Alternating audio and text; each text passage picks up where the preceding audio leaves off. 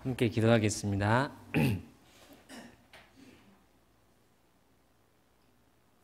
하나님 아버지, 사랑받을 자격이 없는 저희를 먼저 우리 하나님 아버지께서 그 독생자 예수 그리스도를 십자가에 내어주심으로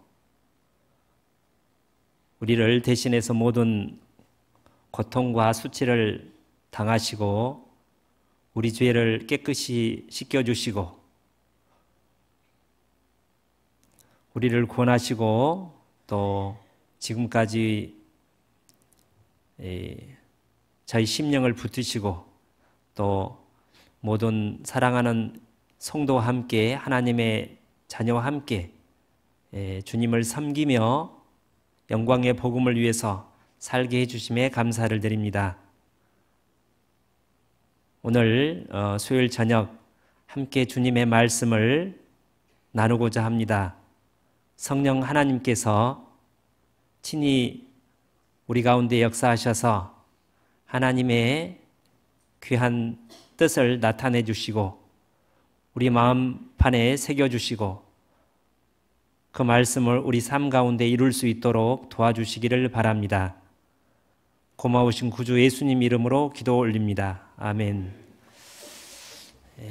요한복음 13장을 찾으시겠습니다.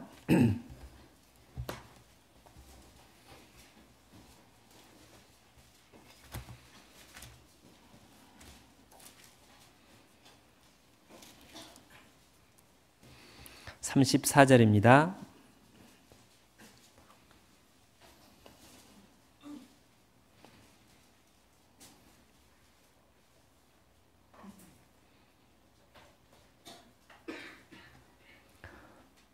제가 읽겠습니다. 새 계명을 너희에게 주노니 서로 사랑하라. 내가 너희를 사랑한 것 같이 너희도 서로 사랑하라. 너희가 서로 사랑하면 이로써 모든 사람이 너희가 내 제자인 줄 알리라. 저는 멕시코 오아카 교회에서 선교하고 있는 신길재 선교사입니다.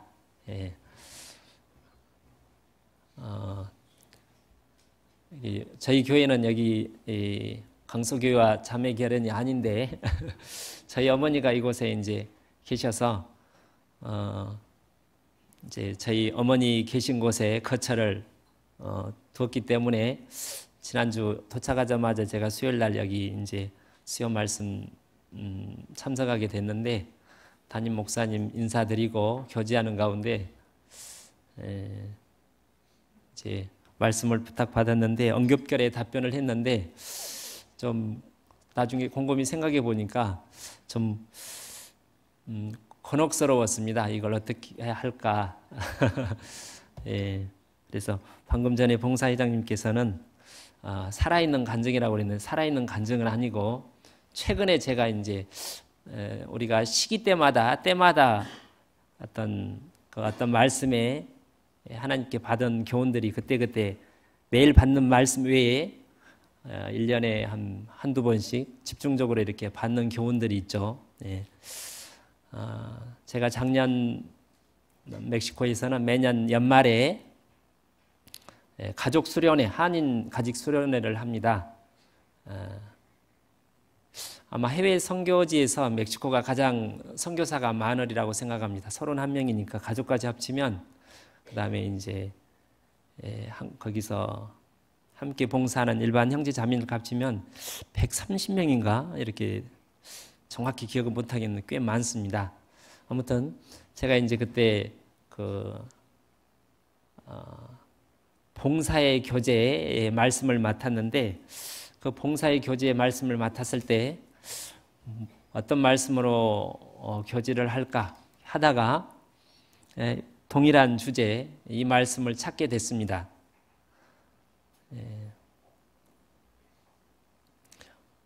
서로 사랑하라는 말씀은 예수님이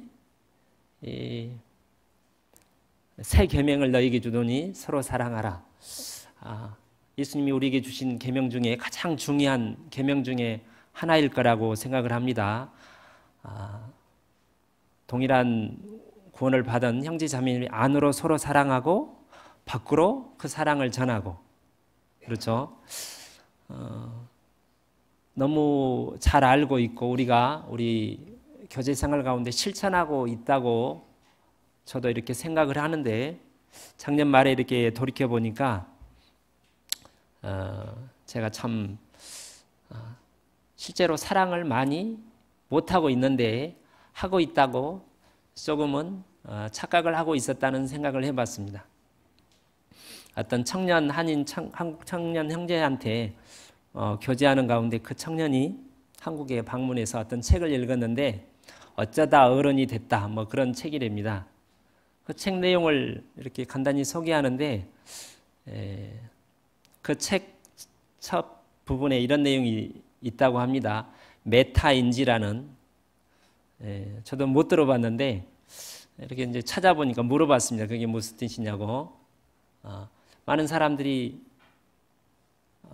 같은 시행착오를 반복하는 중요한 이유 중에 하나가 자기가 실은 알지 못하는데 알고 있다고 생각하면 같은 실수를 반복한다고 합니다. 그 얘기를 들었을 때 제가 그 말씀을 이 사랑에 대해서 준비를 하고 있었기 때문에 저희 그대로 적용이 됐습니다. 제가 하나님의 사랑을 알고 형제 자매를 사랑하고 사랑을 실천하고 있는데 하고 있지만 온전히 하지 못하고 있는데 내가 그런 착각 속에 살고 있지 않나 이런 생각을 해봤습니다. 제가 멕시코에 가서 이제 여러 가지 만난 어려움 중에 하나가 다른 동료 선교사들과 함께 한 마음으로 마음을 맞춰서 선교하는 게 결코 쉽지 않다는 것을 알게 되었습니다. 그러니까 선교를 목적으로 이제 해외에 갔고 해외에서 만난 가장 가까운 동역자 동지들인데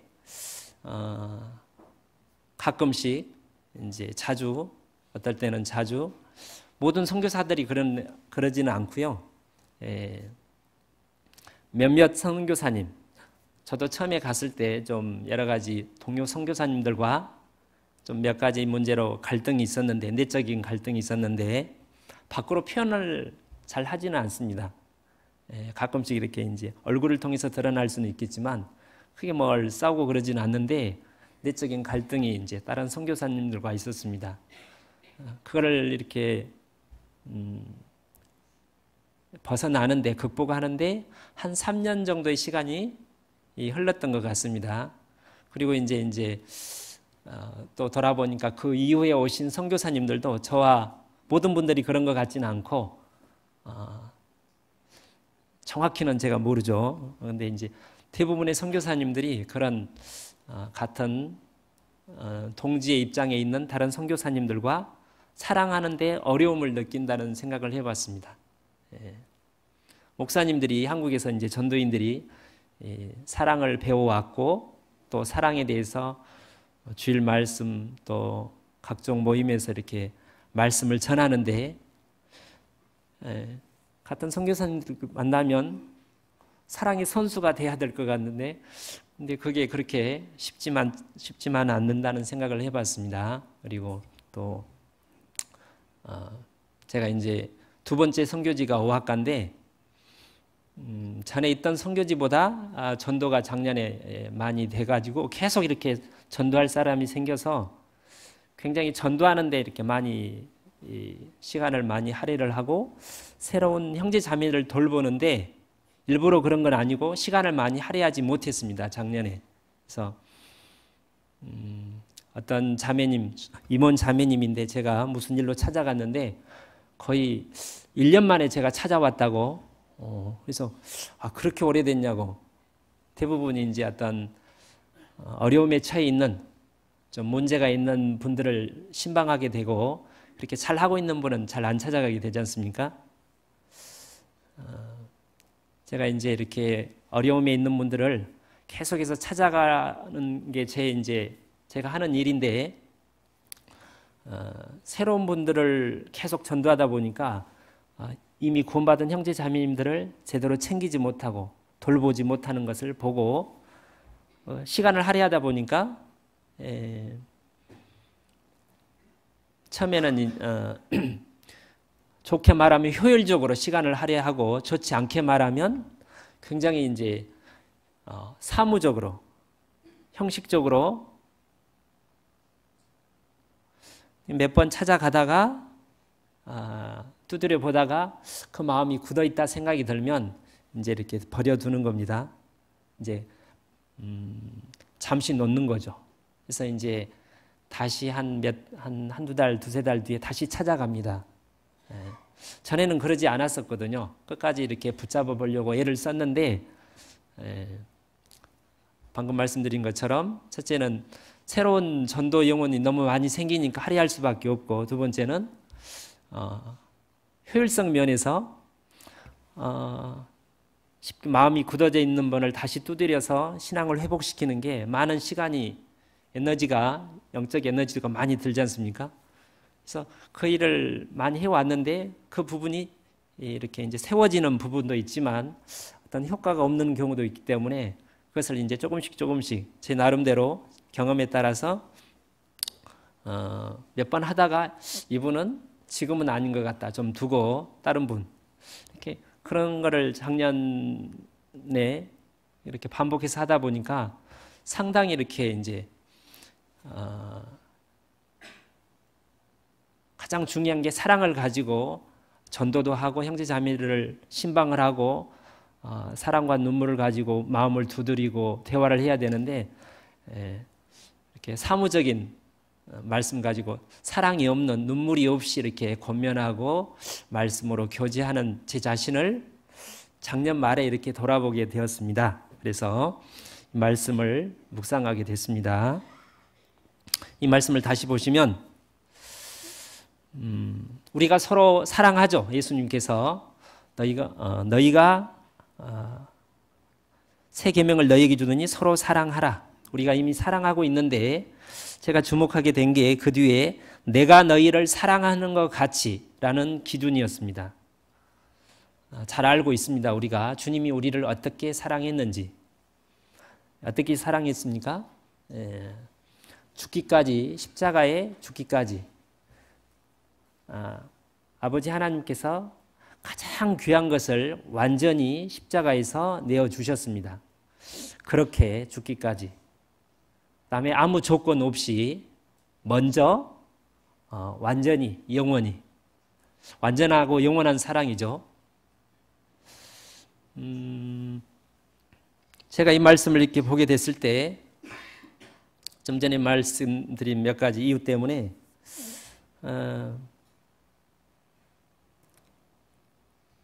언제부턴가 이렇게 이제 시간에 쫓기고 많은 상담, 그 다음에 이제 경험상 한 영혼을 끝까지 붙잡고 이렇게 씨름을 하는 게 많은 시간이 할애가 되고 이렇게 쉽지 않고 실패하는 경우도 많기 때문에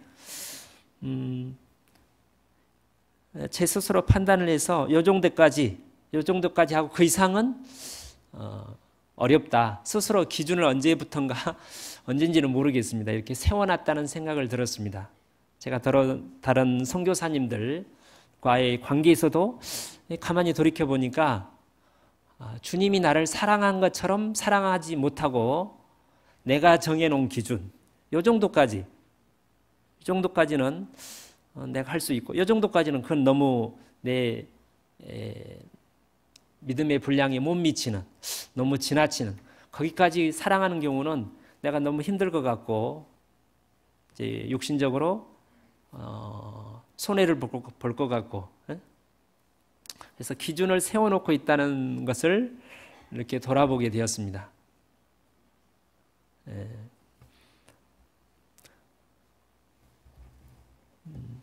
그러면 서로 주님이 나를 사랑하는 것처럼 사랑하면 결과가 35절에 너희가 서로 사랑하면, 내가 너희를 사랑하는 것처럼 그런 기준으로 사랑하면 모든 사람이 너희가 내 제자인 줄 알리라. 하나님의 자녀와 제자의 의미가 좀 다르죠. 자녀는 복음을 받아들여서 거듭난 사람이 자녀인데 제자는 그 선생님을 존경하고 사랑하고 담기를 그 인격을 담기 위해서 삶을 담기 위해서 노력하고 이렇게 닮아가는 사람. 그래서 그런 제자를 봤을 때 저 제자는 선생님을 닮았다. 우리는 예수님의 제자이기 때문에 이 세상들이 우리를 봤을 때 저 사람은 예수님의 인격을 닮았다. 예수님은 사랑이기 때문에 예수님을 사랑을 보는 것 같다. 그래서 사랑을 갈급해하는 이 세상 사람들이 그것을 통해서 마음을 열고 복음을 받아들이고 구원을 받는 역사가 나타난다고 이렇게 되어 있죠. 며칠 전에 여기 강석의 어떤 분과 이렇게 교제할 기회가 있었는데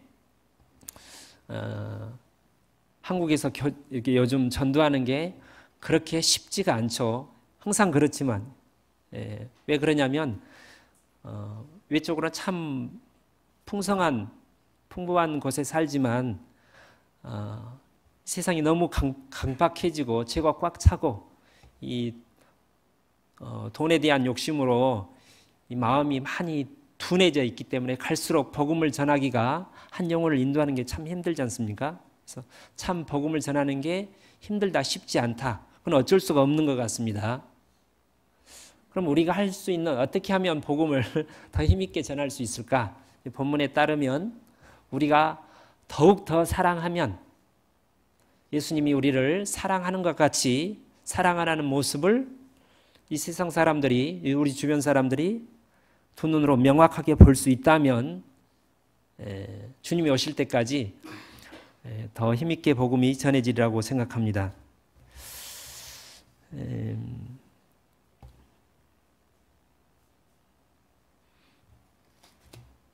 요한일서 3장을 보겠습니다.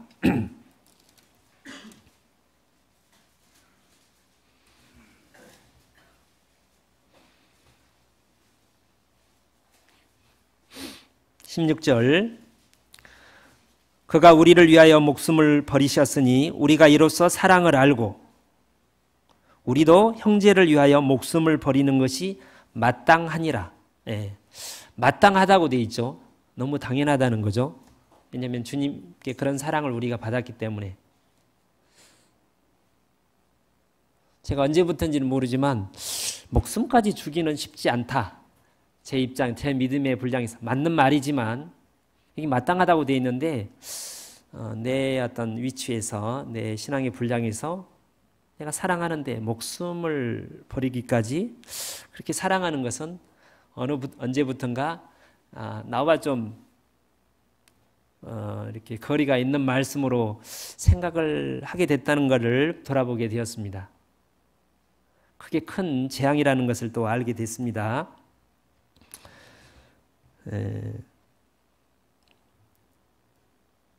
베드로전서 1장에 보면 요한복음 15장에도 있고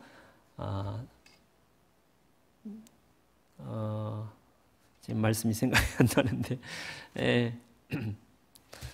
너희는 내가 일러준 말로 깨끗하였으니 우리 영혼이 복음을 순종하고 구원을 받을 때 우리 영혼이 육신이 아니라 영혼이 깨끗해지죠.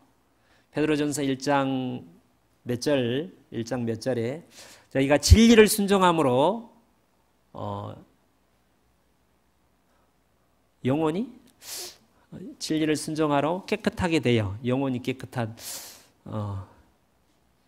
제가 이제 잘 구절이 생각이 안 진리를 순종함으로 깨끗하게 되어 거짓이 없이 형제를 사랑하기에 이르렀으니 우리가 하나님께 받은 그 사랑으로 죽기까지 다른 형제 자매를 사랑하는 것이 가능하다는 겁니다. 성경에는 가능할 뿐만 아니라 마땅한데 제가 언제부턴가 마땅하기는 하지만 당연한 말이긴 하지만 그거는 좀 내 입장에서 좀 내 한계를 뛰어넘는 이렇게 생각을 했었습니다. 제가 마귀에게 이제 속은 거죠.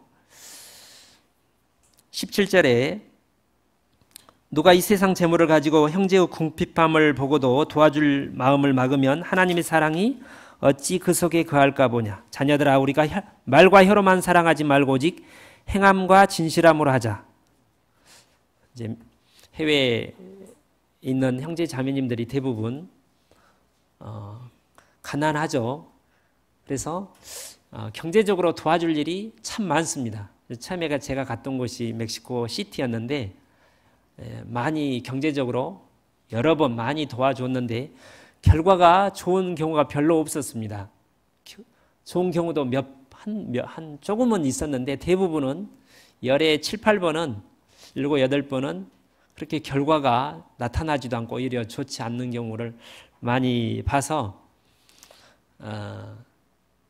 이제 경제적으로 도와주는 것은 좀 이거는 합당치 않다. 스스로 이제 그걸 절제하면서 근데 정말 도와줘야 될 경우도 있는데도 불구하고 제가 판단했을 때 경제적으로 도와주는 것은 우리 선교 방향과 맞지 않고 결과가 좋지 않았기 때문에 스스로 이제 약간은 몇 번은 합리화해서 그런 경험을 근거로 해서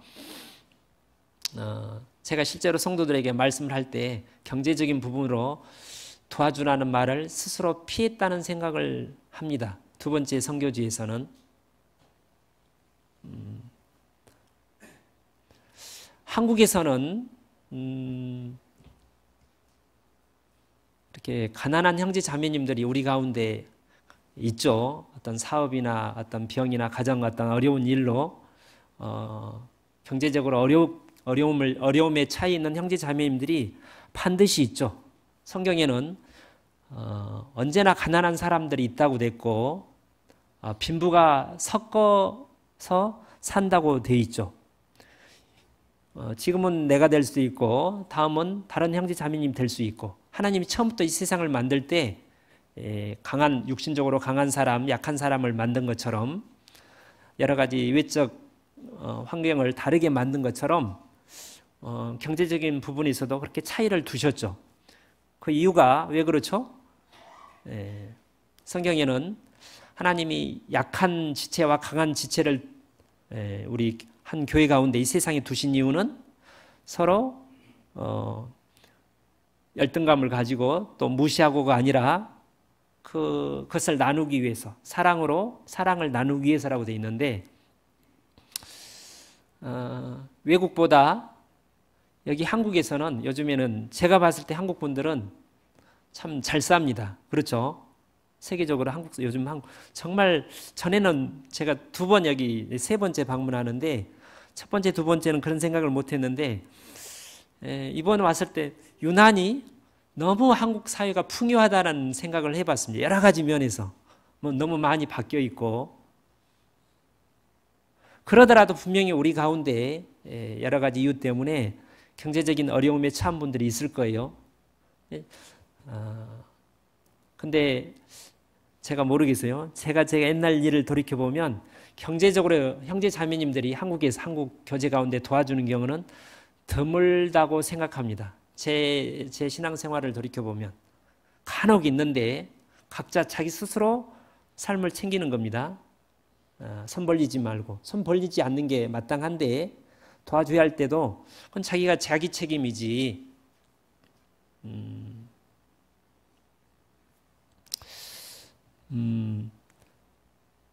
제가 수원에서 한 10년 교제를 했는데 가까이 교제하는 어떤 집사님이 IMF 무렵에 피치 못하게 이렇게 이제 아주 어려운 상황에 처해 있는데 제가 그것을 보고도 제대로 마음이 저도 그때 좀 경제적인 어려움이 있었는데 도와줘야 됨에도 불구하고 제대로 도와주지 못했습니다.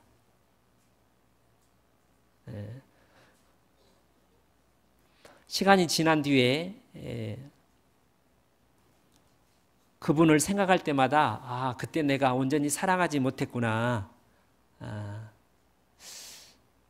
그 뒤로 다시 교제할 기회가 없었지만 그때 그분을 내가 좀 더 나도 어려웠지만 좀 나보다 더 어려웠던 그 집사님을 내가 좀 더 참고 더 도와줄 수 있었다면 훨씬 하나님이 기뻐하시고 그 형제님에게 힘이 되지 않았을까. 지금은 교제 나오시는데 굉장히 오래 걸렸습니다. 제가 이제 소식으로 들었는데 거기에 저도 일조하지 않았나 싶은 생각이 듭니다. 그래서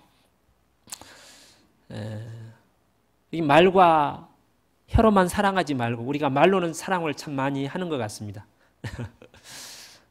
정말 우리 가까이 구역에 있는 또는 주변에 있는 형제 자매인 가운데 경제적으로 어려움, 게으른 사람을 제외하고 피치 못하게 병이나 어떤 사고, 어떤 뭐 부도나 이런 그런 환경으로 어려움을 만난 분들을 정말 도와주는 게 마땅하다고 생각이 듭니다. 근데 이제 아까 좀 전에 말씀드린처럼 제가 몇 가지 이유 때문에 경제적으로 도와줘야 되는 상황마저도 그런 부분은 합당치 않고 이제 그야말로 말씀으로만 이렇게 도와주려고 했던 모습을 작년에 제가 돌아보게 됐습니다. 그 다음에 4장, 요한일서 4장 10절, 사랑은 여기 있으니 우리가 하나님을 사랑한 것이 아니요 오직 하나님이 우리를 사랑하사 우리 죄를 위하여 화목제로 그 아들을 보내셨습니다. 잘 알고 있는 것처럼 하나님이 먼저 사랑하셨죠. 우리가 먼저 사랑한 것도 아니고 그 다음에 하나님과 우리가 동시에 시작한 것도 아니고 주거니 받거니 하는 게 아니라 하나님이 일방적으로 끊임없이 사랑하셔서 결국 우리를 구원하셨죠. 그렇게 내가 너희를 사랑한 것 같이 목숨을 다해서 가장 귀한 것을 모든 것을 경제적인 부분까지 포함해서 먼저 아무 조건 없이 완전히 끝까지 요한일서 4장에 보면 온전한 사랑이 두려움을 내어 쫓는다고 되어 있죠. 온전한 사랑이 영원한 속죄입니다. 하나님의 사랑은 영원하죠. 완전하죠. 끝이 없죠. 조건을 없음가 뿐만 아니라 끝이 없습니다. 그렇게 우리가 형제 자매를 서로 사랑하라고 예수님은 말씀하셨습니다. 그렇게 하면 11절에 그렇게 사랑하는 것이 마땅하고요. 11절에 12절에 어느 때나 하나님을 본 사람이 없으되 우리가 서로 사랑하면 예수님이 우리를 사랑하는 것처럼 사랑하면 하나님이 우리 안에 거하시고 하나님은 늘 우리 안에 거하시죠. 근데 그 하나님의 사랑이 우리 가운데 실제로 느낄 정도로 우리가 경험할 정도로 나타난다는 겁니다. 그의 사랑이 우리 안에 온전히 이루느니라. 그의 성령을 우리에게 주심으로 우리가 그 안에 거하고 그가 우리 안에 거하시는 줄을 아느니라. 성령 충만에 대해서 많이 이렇게 요즘 배우고 있죠. 성령 충만이 다른 말로 하면 사랑 충만이라고 할 수 있습니다. 우리가 갈급하는 끊임없이 갈구하는 것이 주님의 사랑을 더 많이 받고 싶은, 알고 싶은, 받고 싶은 마음이죠. 아내가 남편으로부터 끊임없이 사랑을 받고 싶어 하는 것처럼 이만 그만 됐어요. 그만 저를 그만 사랑하세요. 이런 자매님들은 없을 거예요. 자녀들도 마찬가지고 끊임없이 부모로부터 더 사랑을 받고 싶어 하죠. 그런 것처럼 우리의 간절한 소원 중에 하나가 주님의 사랑을 이미 받았지만 무한하신 사랑을 더 알고 더 받고 싶어 하죠. 그리고 더 주님을 사랑하기를 원하죠. 그렇지 못했을 때 그게 어떤 정체가 됐을 때 어떤 신앙에 많은 문제가 생기죠. 슬픈 일이 오는데 그렇게 그 사랑이 점점 하나님의 사랑을 알고 사랑과 성령으로 충만하게 되기 위해서 예수님이 우리를 사랑하는 것처럼 사랑해야 된다는 겁니다. 그렇지 않으면 어떻게 될까요? 반대되는 결과가 나오죠. 요한복음 15장 잘 알고 있는 포도나무 비유가 15장에 있습니다.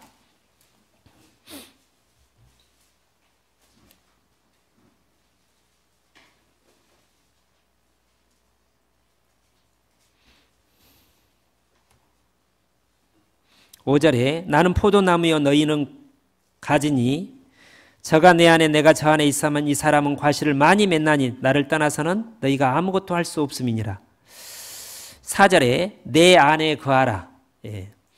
1차적으로 교제 안에 교제에 참석해서 함께 복음을 위해서 주님을 위해서 함께 수고하고 교제하고 봉사하는 것이 내 안에 거하는 건데 그건 1차 기본이고 본문의 내용을 요한복음 15장 1절부터 끝까지 반복해서 읽어보면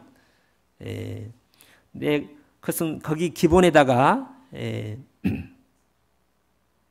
10절에 보시면 12절에 내 계명은 곧 내가 너희를 사랑하는 것 같이 너희도 서로 사랑하라 하는 이것이니라.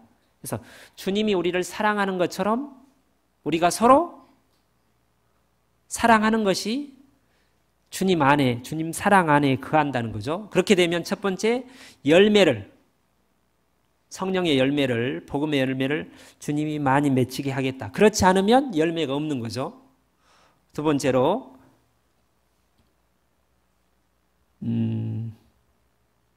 7절에 너희가 내 안에 거하고 내 말이 너희 안에 거하면 무엇이든지 원하는 대로 구하라. 그리하면 이루리라. 참 너무 좋은 말씀이죠. 무엇이든지 원하는 대로 구하면 하나님이 들어주신다고? 이제 조건이 있죠.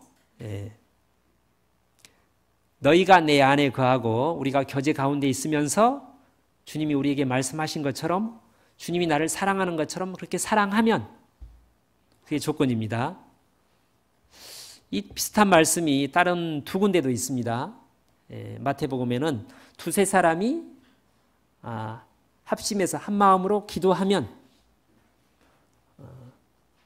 보통 자기가 이제 자기 가족이나 가까운 분들, 자기 구역, 자기 가족을 위해서 기도를 더 자연스럽게 많이 하게 되죠. 다른 분을 위해서 기도하지만, 근데 같은 구역, 다른 구역 형제 자매도 불구하고 정말 내 마음과 똑같이 내가 똑같이 간절하게 기도할 수 있다면 그게 저절로 생긴 게 아니라 서로 피차 모든 형편과 사정을 정확히 알고 물에 비추는 것처럼 온전히 서로 교제가 잘 될 때 그러면 그러니까 두세 사람이 한 마음으로 기도하는 것과 너희가 내 안에 거하고 내 말이 너희 안에 거한다는 말과 같고요. 요한일서 4장에도 같은 3장에도 같은 말씀이 있습니다.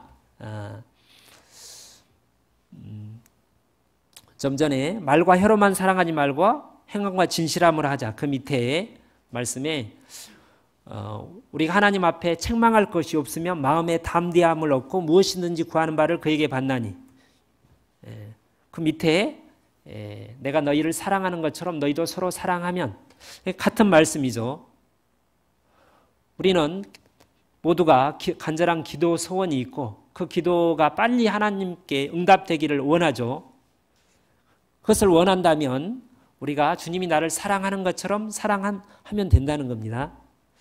그렇지 않으면 기도 응답을 반드시 주님이 들으시긴 하지만 반드시 들어준다는 보장이 없는 거죠. 그 다음에 8절에 너희가 과실을 많이 맺으면 내 아버지께 영광을 받으실 것이요 너희가 내 제자가 되리라. 주님이 기뻐하시고 우리가 주님의 제자가 된다고 되어 있습니다. 우리가 제자가 되려고 노력을 해야 되는데 서로 사랑하면 제자가 돼버린다는 거예요.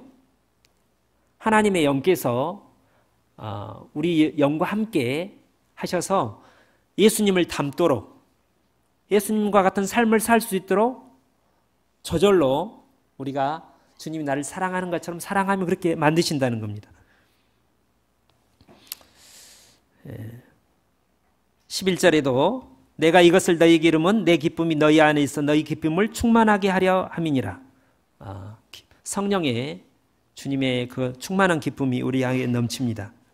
14절에도 너희가 나의 명한 대로 행하면 나의 친구라. 13절에 사람이 친구를 위하여 목숨을 버리면 그렇죠. 이보다 더 큰 사랑이 없나니 이렇게 행하면 친구라. 하나님이 아브라함을 친구라 벗이라고 불렀죠. 친구라. 모든 하나님의 뜻을 우리에게 다 계시를 하는 겁니다. 알려주는 하나님의 뜻을 쉽게 분별을 하는 겁니다. 정확하게. 그렇지 못하면 서로 사랑하지 않으면 이제 반대로 열매를 맺기가 어렵고 기도 응답을 받기가 어렵고 성령이 주는 기쁨을 누리기 어렵고 제자가 되기 어렵고 하나님의 친구가 하나님 말씀을 받기가 참 어렵고 노력을 함에도 불구하고 그래서 우리가 이런 말씀을 통해서 예수님이 우리를 사랑하는 것처럼 사랑하는 것이 해도 되고 안 해도 되고가 아니라 반드시 마땅하다고 말씀하셨고 반드시 그렇게 가장 중요한 계명이죠. 베드로 전서에는 베드로 사도가 큰 로마 시대 때 대박해를 앞두고 쓴 베드로 전서를 보면 뜨겁게 피차 사랑하라. 거짓이 없이 형제를 사랑하기 진리를 순종하므로 거짓이 없이 사랑하기에 이르렀으니 뜨겁게 피차 사랑하라. 그러니까 우리가 서로 사랑하는데 뜨겁게. 베드로전서 4장에는 만물의 마지막이 가까웠으니 열심으로 사랑하라. 뜨겁게 열심히. 그게 주님이 우리를 사랑하는 사랑이 아주 뜨겁고 열심이죠. 그 모습을 오늘 요셉을 통해서 살펴보도록 하겠습니다. 그래서 이제 좀 전에 제목을 물어봤는데 요셉의 중보기도. 창세기 37장을 보겠습니다.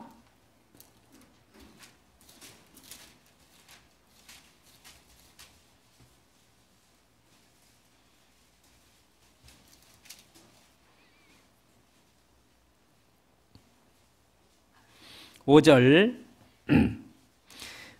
37장 5절입니다. 요셉이 꿈을 꾸고 그 형들에게 구하매 그들이 그를 더욱 미워하였더라. 요셉의 꿈은 참 유명합니다. 요셉의 꿈. 이 꿈 때문에 요셉이 형들에게 미움을 받고 결국 죽을 뻔하다가 하나님의 보호로 죽지는 않고 종으로 애굽에 팔려서 고생을 하게 되죠. 그리고 요셉은 그 애굽에서 13년 동안 고난을 받게 되는데 그때 그 고난의 삶을 견딜 수 있었던 가장 큰 힘이 이 꿈이라고 성경은 말합니다. 형들을 이제 다시 제외하게 됐을 때 요셉이 제일 먼저 했던 것이 꿈을 생각했습니다. 나중에 그 요셉의 꿈은 이루어졌습니다. 외적으로 요셉의 꿈은 그 꿈대로 자기 형들이 육신적인 형들이 자기 앞에 이제 무릎을 꿇고 절을 하는. 그래서 요셉이 이제 애굽의 총리가 되고 그 형들이 이제 와서 곡식을 사러 왔다고 무릎을 꿇는. 그래서 요셉이 가장 높은 자가 되고 성공한 사람이 되는 것이 외적인 의미인데 형들 입장에서는 그게 너무 마음에 안 들었죠. 그렇지 않아도 자기 아버지 야곱이 요셉을 편애한 것 때문에 너무 불편하고 마음에 안 드는데 그 꿈 얘기를 한 번도 아니고 두 번 얘기를 들었을 때 형들이 격분하게 됩니다. 그 전까지는 그래도 화가 나지만 참만 했는데 이제 막내인데 막내 11째 동생이 우리보다 한참 나이 차이도 한참 되는데 내가 우리들이 너희 앞에 너를 이제 가장 큰 자로 섬기면서 굴복을 해. 그래서 나중에 이제 죽이고자 했을 때도 그 꿈이 어떻게 되느냐 이렇게 형들이 말을 했습니다. 그 꿈의 참된 의미는 뭘까요?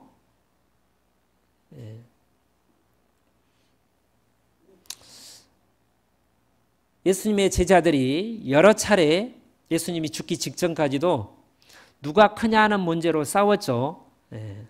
그래서 베드로는 이제 수제자로서 내가 최고다, 가장 높다고 그랬고 또 야고보 요한은 예수님과 인척 관계를 동행해서 로비도 했고 그래서 예수님이 말씀하셨습니다. 너희 중에 큰 자가 누구냐? 섬기는 자가 가장 큰 자다. 인자가 섬김을 받으려 함이 아니라 섬기려 하고 자기 목숨을 많은 사람의 대속물로 죽이기 위해서 왔다. 천국에서 누가 가장 큰 자냐? 섬기는 자. 가장 자기를 낮추는 자가 큰 자라고 말씀하셨습니다. 그래서 외적으로는 요셉이 이제 가장 총리가 돼서 애굽과 그 근방을 다 다스리는 위치에 서게 되는데, 영적으로는 요셉이 자기 형들을 섬겼습니다. 결국은. 그리고 형들의 신앙을 바로 세워주었어요.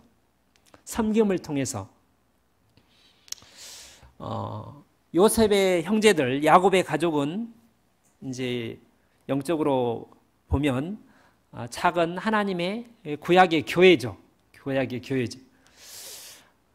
그들은 하나님을 알고 믿고 섬기고 있었습니다. 자기 이 할아버지, 증조 할아버지죠.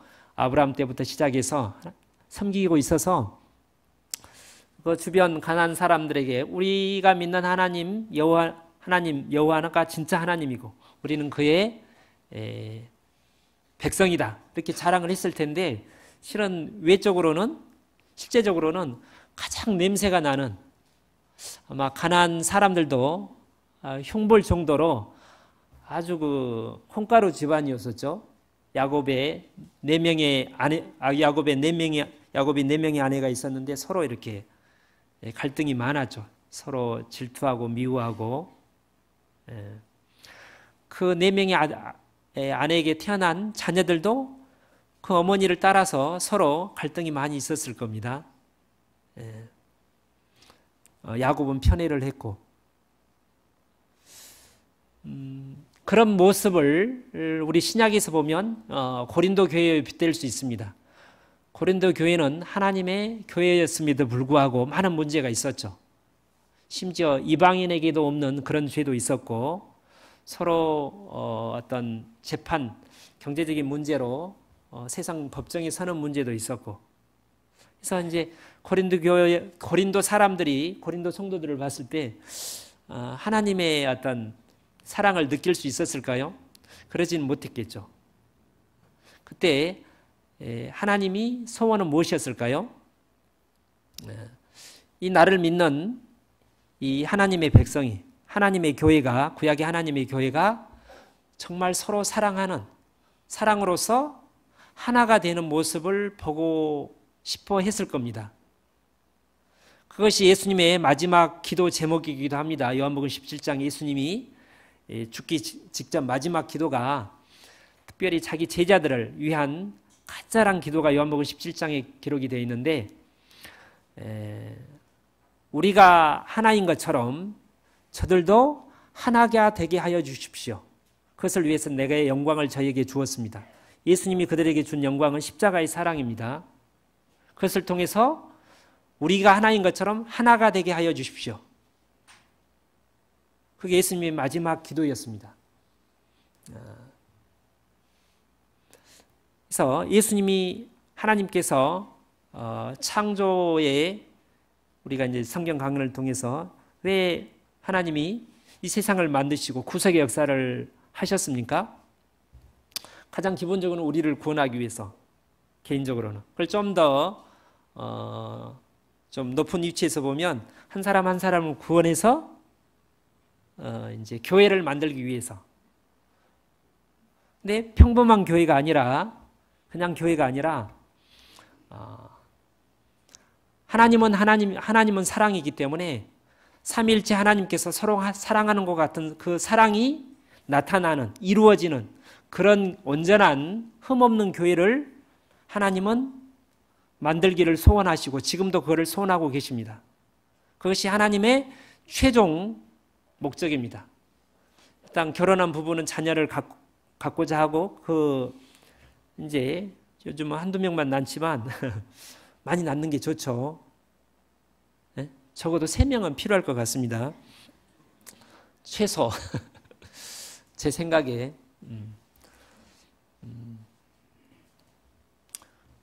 그래서 이제 가족을 이루는 게 부모 입장에서 한 사람이 아니라 가족을, 그 다음에 가족이 이루어졌으면 밥만 먹고 한 집에서 사는 게 아니라 그 가족 사랑 가운데 어떤 화목을 이루는, 조화를 이루는, 그 서로 부모 자식 간에 또 부부 간에 몸 가족들이 서로 사랑하는 모습, 그게 부모님의 어떤 소원이겠죠. 그 소원과 같이 하나님의 소원이 그거죠. 근데 당시 요셉의 야곱의 가족, 요셉의 형제들은 그것과는 전혀 거리가 멉니다.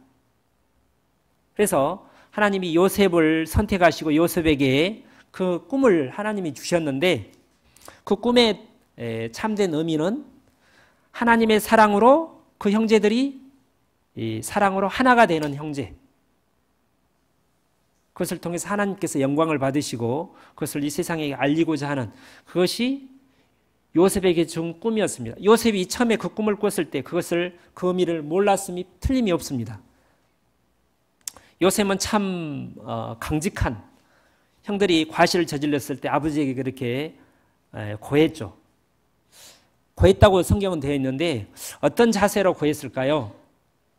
성경에는 뭐 구체적인 언급은 없지만 제 생각에 요셉은 참 깨끗하고 죄에 멀리 떠나 있고 과실을 저지르지 않고 의롭고 강직한데 사랑은 없었습니다. 아직 17살이었으니까 아직 어리긴 하지만 사랑이 없는 것은 분명합니다. 사랑이 있었다면 꿈 자랑을 형들에게 안 했겠죠. 꿈을 꾸더라도 자기 속으로 품고 있었겠죠. 그렇지 않아도 형들이 아버지의 편애 때문에 심기가 불편하고 자기를 좋지 않게 보는 게 뻔히 알 텐데, 느낄 텐데, 그것을 형들에게 꿈을 얘기했을 때, 거듭해서 2번이나 얘기했을 때 자랑스러운 마음으로 얘기한 게 분명합니다. 사랑은 자랑하지 않는다고 그랬는데 요셉이 그때 분명히 자랑을 했어요. 그걸로 미뤄보면 요셉에게 그때 처음에 청년이었을 때 사랑이 없었습니다. 형들의 과실을 봤을 때 사랑이 있었다면, 아버지, 형들이 이런 잘못을 하는데 너무 마음이 아파요. 아버지, 형들을 더 사랑해 주세요. 형들이 아버지가 저만 많이 이렇게 사랑하는 것이 대해서 형들이 불만을 가지고 있어요. 형들을 더 많이 사랑해 주시고 형들을 위해서 함께 기도해요. 그리고 아버지가 채석 옷을 특별히 자기에게만 지어서 입혀 주었을 때도 저에게 주지 마시고 시므온 형제 주세요. 시므온 형을 주십시오. 아빠, 요즘 시므온 형이 굉장히 상태가 좋지가 않아요. 예를 들자면 유다 형을 주세요. 유다 형을. 저는 충분해요. 더 형들을 좀 사랑해 주세요. 그렇게 얘기를 했으리라고 생각합니다. 근데 그렇지 못했어요. 형들이 과실을 많이 저질렀는데 거기 라헬과 레아, 그다음에 2명의 이제 다른 이렇게 시녀로 있다가 아내가 된, 아버지의 아내가 된 그 4명의 아내들끼리 암투가 있었는데 그 자녀들이 그것을 보고 자랐습니다. 그래서 예를 들어서 다른 시녀가 아내가 된 사람 이름이 뭐죠? 레아, 그 다음에 라헬, 그 다음에 누구죠? 네? 빌하, 그 다음에요? 잘 모르세요? 생각이 안 나는데 빌하. 그 자녀들이 자기 이제 어머니가 시녀로 있다가 아내가 됐기 때문에 똑같은 위치에 있지 않았죠. 이제 레아나 라헬보다 이제 아버지의 사랑을 받지 못하고 차별을 받는 모습을 그 아들들이 보고 마음이 편치 않았겠죠. 굉장히 힘들었으리라고 생각합니다. 특별히 아버지가 가장 사랑하는 라헬을 가장 사랑했을 때, 그리고 라헬의 아들이었던 요셉을 가장 사랑했을 때 그 형들이 마음이 엄청 편치 않았겠죠. 그건 당연합니다. 근데 그 마음을 요셉이 헤아리지 못했어요.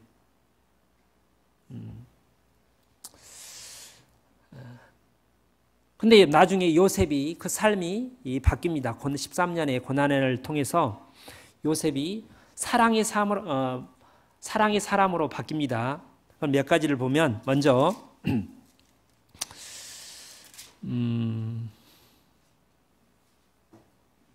40장에 보시면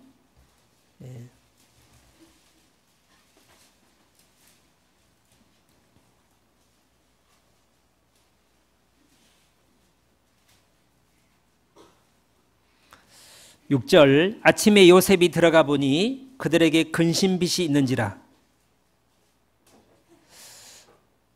요셉이 감옥에 있을 때 파라오의 두 대신을 이렇게 섬기게 됐는데 그때 사무적으로 섬기지 않고 죄 없이 이제 감옥 생활을 하고 있음에도 불구하고 그리고 자기 상관 보디발이 자기가 무죄하다는 것을 알았으리라고 생각이 드는데 그 보디발과 그 보디발이 섬기는 왕이 애굽의 왕이 파라오인데 파라오에게 좋지 않은 감정을 품을 수도 있었는데도 불구하고 요셉이 정말 이 두 대신을 마음으로 사랑한 겁니다. 그래서 관심 있게 봤어요. 얼굴에 수색이 있다는 것을. 사랑이 없으면 그게 보이지 않았습니다.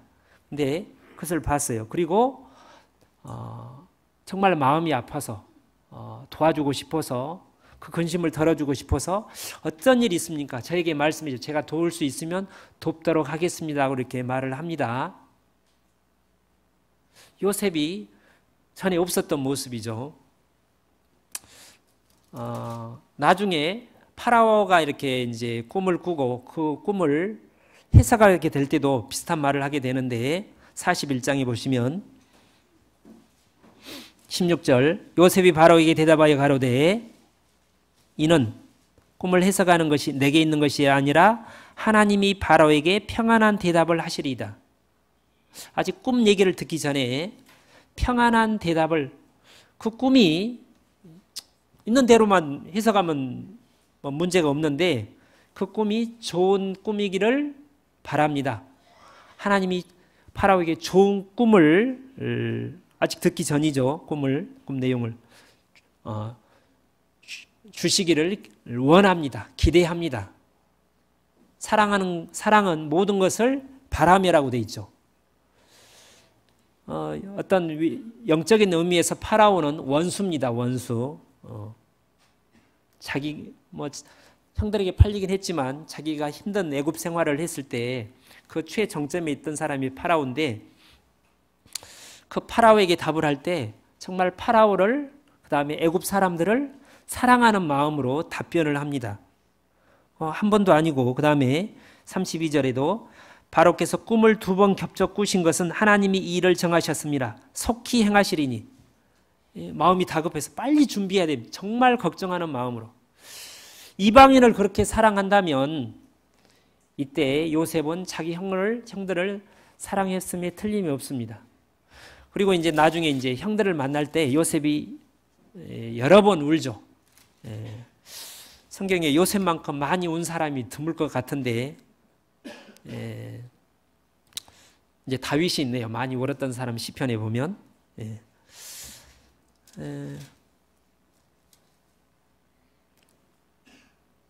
42장 23절 24절을 보시면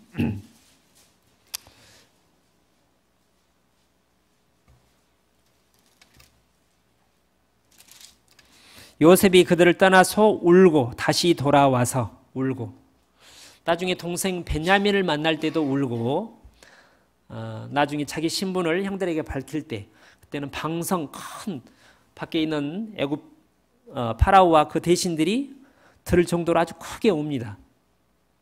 그리고 다시 이제 형들과 이렇게 화해에 입맞춤을 할 때도 울고 자기 아버지 이제 돌아가신 뒤에 몇 명의 형들이 찾아와서 아버지께서 돌아가시기 전에 말씀하시기를 내가 죽더라도 요셉이 자기가 당한 그 옛날에 팔린 것에 대해서 법화하지 말라고 부탁을 하셨다는 얘기를 몇몇 형들이 요셉이 했을 때 요셉이 그것을 또 듣고 웁니다. 그래서 요셉이 그 꿈을 해몽했을 때 파라오가 그런 얘기를 합니다. 이와 같이 하나님의 신에 충만한 사람을 본 일이 있느냐? 몇 번 오래동안 사귄 사람도 아니고 잠깐 이렇게 이제 대화를 나눈 요셉을 통해서 파라오 입에서 하나님의 신에 충만했다, 뭐 지혜가 충만했다고 할 수도 있고, 성령 하나님의 사랑으로 요셉 파라오가 즉시 이제 요셉을 총리대로 앉혔을 때 외적으로 지혜가 아주 출중했을 뿐만 아니라 요셉이 참 겸손하고 따뜻한 마음을 가진 사랑으로 아주 그 원수까지도 사랑할 수 있는 그 마음으로 충만하다는 걸 금방 그 파라오가 느꼈던 겁니다. 그래서 요셉의 고난의 삶이 그렇게 바뀌었습니다. 예. 왜 요셉이 그런 사람으로 바뀔 수 있었을까요? 예. 성경에 고난으로 우리가 하나님 말씀을 배운다고 했죠. 고난을 통해서 하나님의 사랑을 배웁니다. 고난이 항상 하나님의 사랑을 가르쳐 주지는 않는데, 고난을 당했을 때 십자가를 바라보면 하나님의 사랑으로 채워집니다. 처음에 형들에게 팔렸을 때 요셉은 처음에 이제 요셉도 사람인데 팔리자마자 나는 괜찮아 그러지는 않았겠죠. 울기도 하고 애거를 하다가 이제 거절을 당했을 때, 팔려갔을 때 속으로 이를 처음에는 갈았으리라고 생각이 듭니다. 제 생각에 그것을 통해서 내 안에도 끔찍한 어떤 악한 마음이 있구나. 전에 어떻게 형들이 서로 싸우고 다투었을 때 하나님을 믿는 사람이 저럴 수가 있어, 이렇게 생각을 했는데 내 안에도 이 끔찍한 악한 마음이 있네. 자기 죄악을 발견하고 애굽에 도착해서 많은 서러운 일을 당했겠죠. 뭐 잘못도 없는데 누명을 씌우기도 이렇게 누명을 쓰기도 하고 가정 총무가 되기 전에 그것을 통해서 이제 아버지 집에서는 늘 대접을 받고 이제 귀여움만 받다가 그런 밑바닥 생활을 통해서 내가 아무것도 아니구나. 이제 자기 실체를, 하나님 앞에 자기 실제 모습을 발견하게 된 겁니다. 마음이 낮아졌겠죠. 그리고 요셉이 또 요셉의 애굽 생활을 크게 두 개로 나누면 세 부분으로도 나눌 수도 있는데, 두 부분으로 일단 나누면 요셉 보디발의 집에서 몇 년, 그 다음에 감옥에서 몇 년, 총 13년입니다. 그리고 총리가 돼서 9년, 두 부분으로 나눌 수 있습니다. 근데 희한한 것은 41장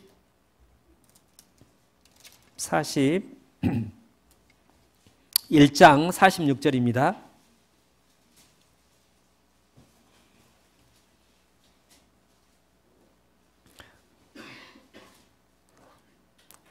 창세기 41장 46절. 요셉이 애굽 왕 바로 앞에 설 때 30세라.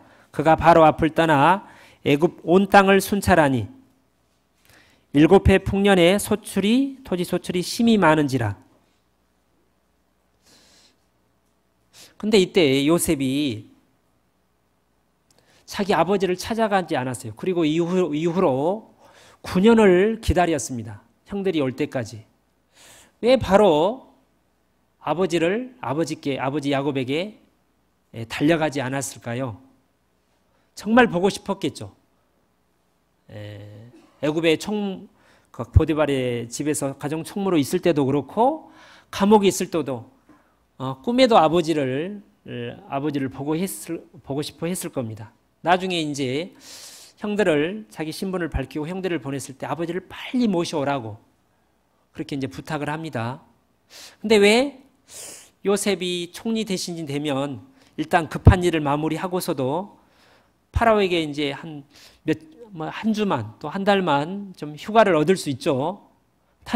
그렇게 먼 거리도 아닌데 왜 가지 않았을까요? 9년 동안 무려. 그리고 13년 고난받는 시간을 또 둘로 쪼개보면 보디발의 집에서 약판, 정확하게는 알 수 없지만 13년 중에서 한 6년 내지 7년, 그 다음에 감옥에서 6년 내지 7년 이렇게 보냈습니다. 보디발의 집에서 이렇게 노예로서 밑바닥 생활을 했던 이유는 하나님께서 요셉의 마음을 낮추기 위해서, 자기 죄상을 깨닫기 위해서, 그때 요셉이 형들을 용서했다고 생각을 합니다. 요셉과 늘 하나님께서 요셉과 함께 하셨고, 자기 주인 보디발이 그것을 또 볼 수 있을 정도면, 사랑의 하나님께서 서로 미워하면 사망에 거한다고 그랬죠. 예. 마음에 분을 품고 어떤 악심을 품고 보복의 마음을 품고 있는 상태로 하나님이 함께하고 다른 보디발이 볼 리 없다고 생각합니다. 그래서 요셉이 아주 빠르게 처음에는 이제 화가 나고 복수도 생각하고 앙심을 품었겠지만, 그 꿈을 생각하고 분명히 하나님의 어떤 섭리가 있다고 믿고 하나님에 대한 믿음을 가지고 형들을 빠르게 용서한 것이 분명합니다. 예. 그런데 왜 다시 굳이 약 반년에, 정확히 모르겠습니다. 반반으로 나누면 7년, 6년, 6년, 7년이라면 그 약 6년 내지 7년의 감옥 생활이 필요했을까요? 그 감옥 생활 마지막 2년은 그 술 맡은 관원이 약속한, 밖에 나가면 이제 파라오에게 얘기해서 석방시켜준다고 약속을 했는데 하나님이 있게 하셨습니다. 만 2년 동안. 파라오가 꿈을 이제 꾸고 그것을 해석해달라고 부탁했을 때 그 술 맡은 관원이 그것을 기억하게 되죠. 7년 동안 요셉은 감옥에서 무엇을 했을까? 또 왜 하나님은 요셉을 보디발의 집에 두지 않고 감옥으로 이제 몇 가지 이제 총리 되게 하는 과정도 있었지만, 왜 그렇게 하셨을까? 왜 그렇게 하셨을까요? 예. 시편 105편을 보겠습니다. 여기 창세기 42장 3장은 이렇게 좀 갈피를 해 두시고, 시편 105편에 어떤 이것에 대한 어떤 실마리를 풀 수 있는 말씀이 있습니다. 105편 17절,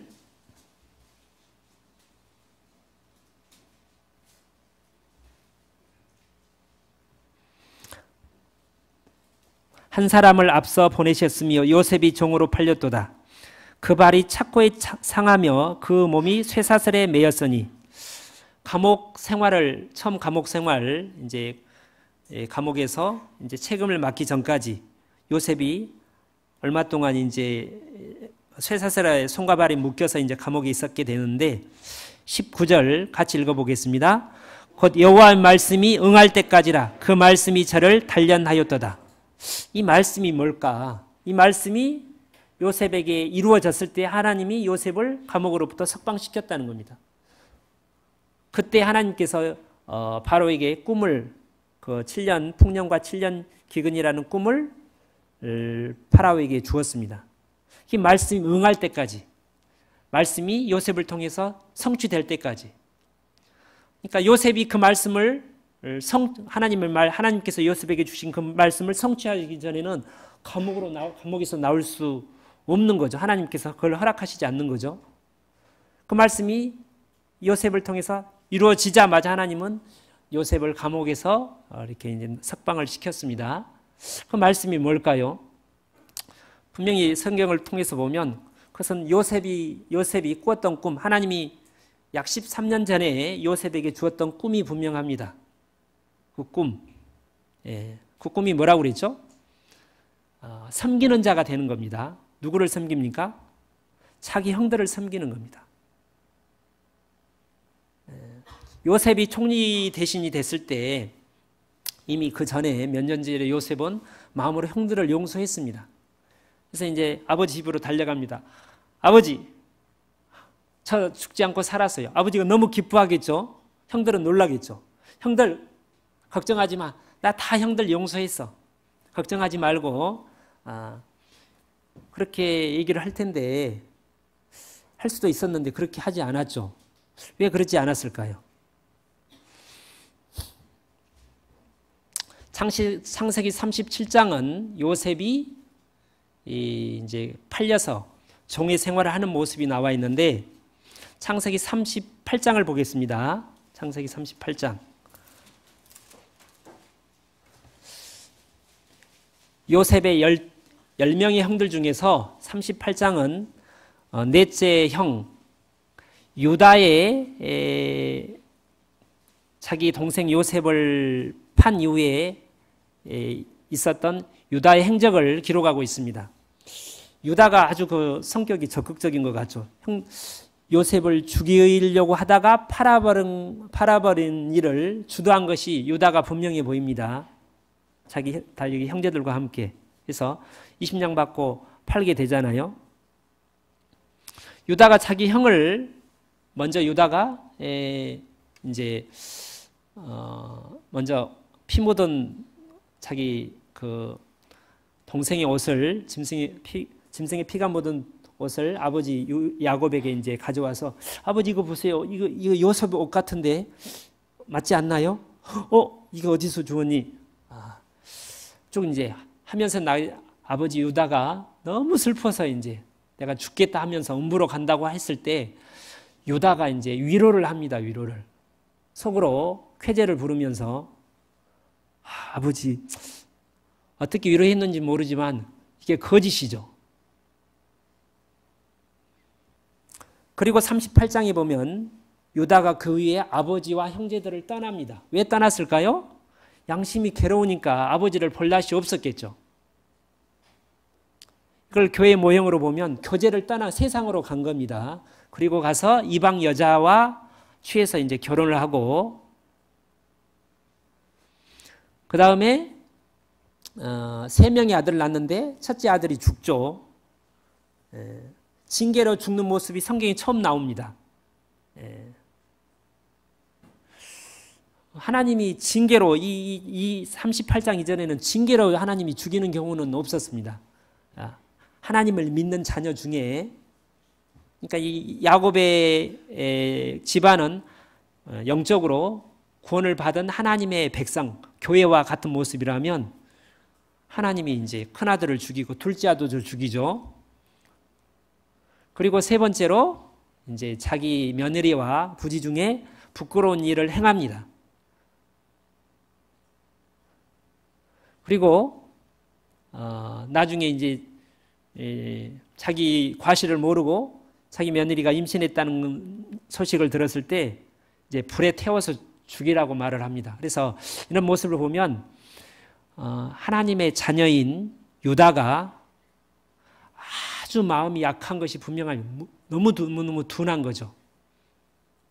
그때 창세기 39장에 보면 요셉은 감옥에 보디발의 집이나 감옥에 있었을 때도 늘 하나님이 함께 하셨습니다. 요셉의 마음은 천국이었어요. 물론 외적으로는 많은 고난이 있었지만 하나님이 은혜가 함께 있었는데 마치 다윗이 간음죄와 살인죄를 짓고 나서 그 마음이 지옥과 같았던 것처럼 유다의 마음이 이랬습니다. 자기 아들이 처음 죽었을 때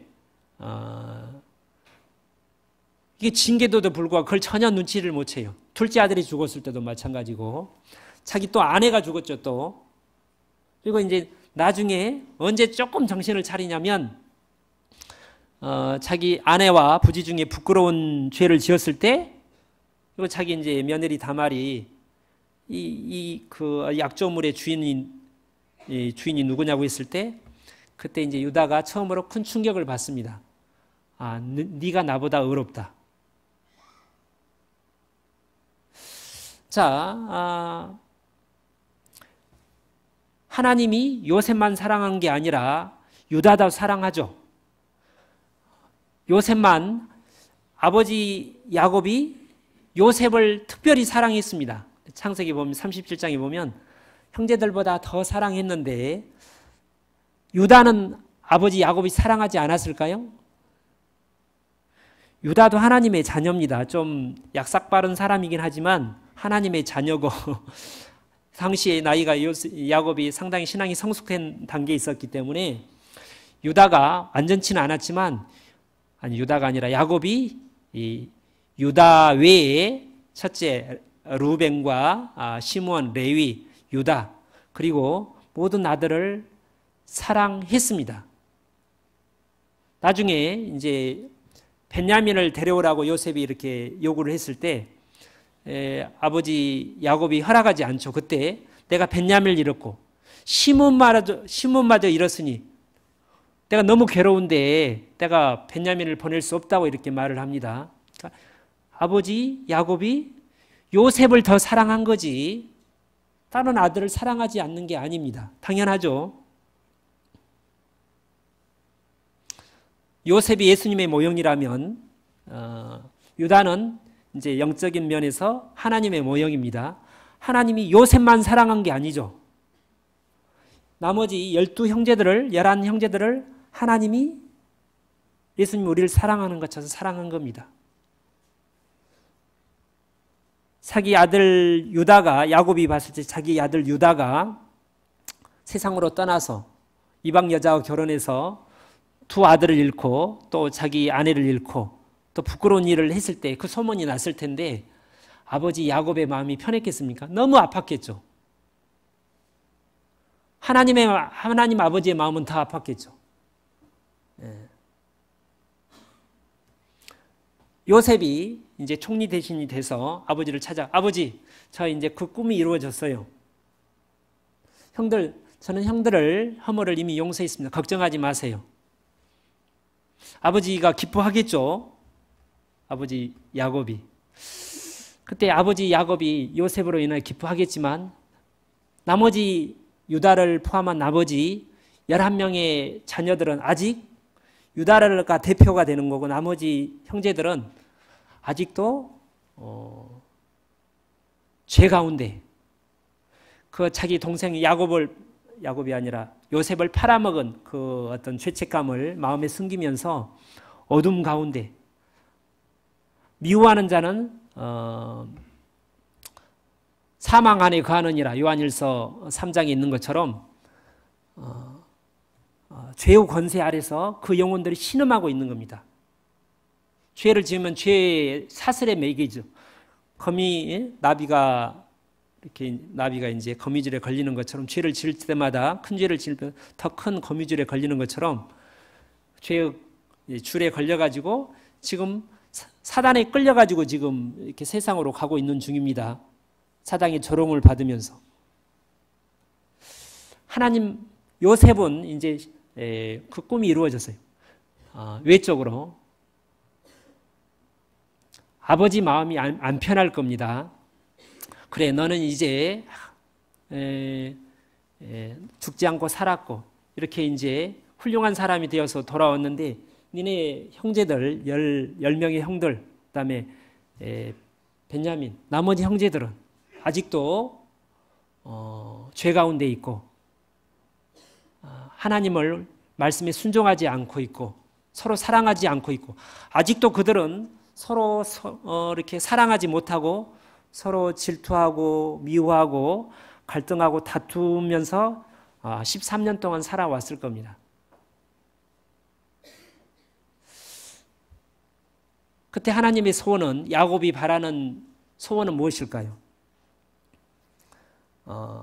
동생 요셉이 형들의 손을 잡고 함께 아버지 앞에 서는 것.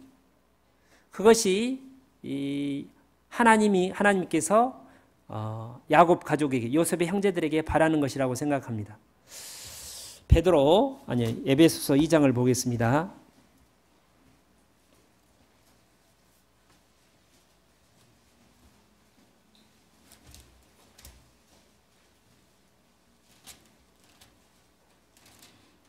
에베소서 2장 11절부터 22절까지 이 어떤 에베소서 교회에 있었던 두 그룹, 두 부류가 있었는데 하나는 이방인이었고 하나는 유대인이었습니다. 그들 가운데 어떤 좀 여러 가지 문제로 하나가 되지 못한 모습이 있었죠. 그것에 대해서 이제 바울 사도께서 성령의 감동으로 이제 권유를 하게 되는데 16절 또 십자가로 이 둘을 한 몸으로 하나님과 화목하게 하려 하심이라 원수된 것을 십자가로 소멸하시고 또 오셔서 먼 데 있는 너희에게 평안을 전하고 가까운 데 있는 자들에게 평안을 전하셨으니 이는 저로 말미암아 우리 둘이 이방인과 유대인이 한 성령 안에서 하나님께 나아감을 얻게 하려 하심이라. 여기서 함께 나아감을 얻게 하려 하십니다.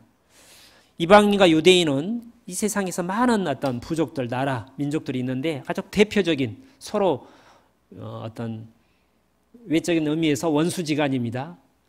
구원받은 구원을 받게 되면 그 서로 원수였던 두 부류 사람들이 함께 손을 잡고 하나님을 함께 섬기면서 함께 하나님 앞에 나오는 것을 원한다는 겁니다.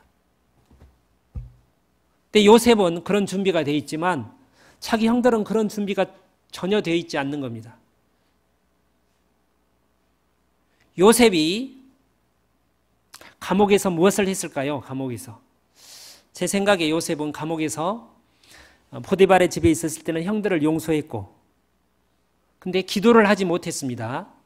근데 감옥에서 요셉이 감옥에 들어가서 이제 처음에는 이제 좀 당황했겠죠. 여러 가지 생각을 하다가 그 꿈을 생각하면서 그 꿈의 의미를 깨달았으리라고 생각합니다. 아, 꿈이 뭘까? 그 꿈이. 그 꿈은 전에는 내가 이제 가장 높은 사람, 성공한 사람이 되는 거라고 생각했는데 그 무렵에 요셉은 꿈이 지금 제 가운데 세상 가운데 하나님을 떠나서 살고 있는 영적으로 너무나 불쌍한 우리 형들의 신앙을 회복시키는 것이 나를 통해서. 근데 요셉은 감옥에 있는데 어떻게 회복을 시킵니까? 요셉의 기도를 통해서. 그게 중보기도죠. 우리가 중보기도라는 말을 가끔씩 하죠. 다른 사람을 위한, 나를 위한 기도가 아니라 다른 사람을 위한 기도, 다른 형제 자매를 위한 기도. 근데 좀 그 이상의 의미를 가지고 있는 것 같습니다. 느헤미야도 자기는 전혀 죄가 없었는데 나와 내 백성, 다니엘도 기도를 할 때 다니엘은 정말 온전한 사람 편에서 온전한 의인이었음에도 불구하고 나와 내 백성이, 다니엘이 죄를 짓진 않았는데 자기를 포함해서 마치 자기 자신이 죄를 짓는 것처럼 그런 마음으로 금식하고 하나님께 부르짖었죠. 그게 이제 다니엘의 중보 기도입니다. 예수님이 십자가에서 죽은 모습이 같습니다. 예수님 자신의 죄 때문이 아니라 잘 알고 있는 것처럼 우리 죄를 대신해서 고난을 받으신 거죠. 그래서 요셉이 형들을 대신해서, 형들은 지금 세상 가운데 있어서 스스로 회개하지 못하고 있는 겁니다. 자기 동생을 하나님이 막지 않았으면 죽여버렸겠죠. 그 형들을 신앙을 어떻게 회복시킬 수 있을까요? 요셉이 그 꿈의 의미를 깨달았을 때 감옥에서 나올 때까지 형들을 위해서 간절히 기도했음에 분명합니다. 하나님, 저는 감옥에 있지만 평안 가운데 있는데 언젠가 그 꿈이 이루어질 것을 내가 나갈 걸 믿는데 우리 형들은 아직, 요셉은 형들의 삶을 알 수 없죠. 창세기 38장과 같은 유다의 삶을. 그러나 영적으로 보면 그 옛날에 형들이 어떻게 살아온 것을 잘 봤기 때문에, 그리고 자기를 죽이려다가 팔아먹은 뒤로 어떤 삶을 살았을 것인지 분명히 알았을 겁니다. 감옥에서. 그리고 형들의 신앙을 회복할 수 있도록 형들을 대신해서, 예수님이 우리를 대신해서 중보 기도하신 것처럼 간절히 기도했습니다.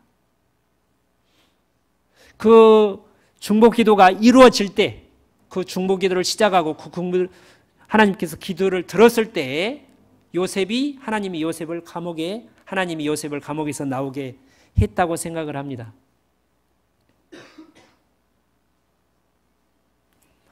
아버지를 만났을 때 함께 신앙이 회복된, 하나님을 사랑하고 하나님의 사랑으로 형제 자매를 내 몸과 같이 사랑하는 그 사랑을 회복한 형들의 손을 잡고 함께 아버지 야곱 앞에 서기 위해서, 이 모습은 하나님은 우리 각자에게, 나는 어떤 부서의 어떤 일구역 형제로서, 어떤 부서 임원으로서, 봉사하는 사람으로서 우리 각자가 이제 내가 짊어질 짐을 지고 가는 것이 분명하지만 하나님은 나 혼자가 아니라 함께 오라.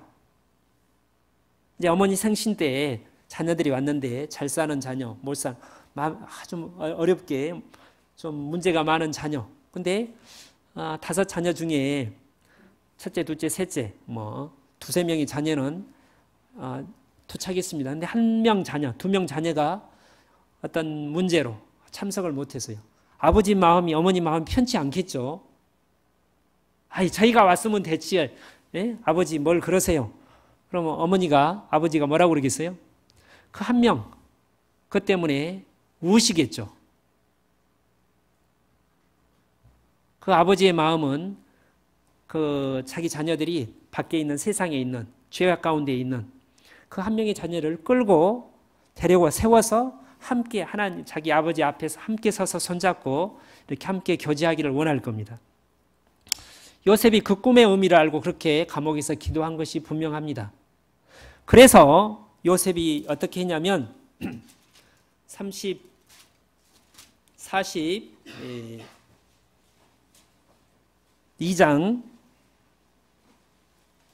7절에 요셉이 보고 형들인 줄 아나 모른 채 하고 자기 신분을 알리지 않습니다. 자기 형들에게. 그리고 이때부터 시작해서 요셉이 계속해서 형들에게 애를 먹입니다. 너희 스파이지. 어떤 첩자지 첩자. 간첩이지. 아닙니다.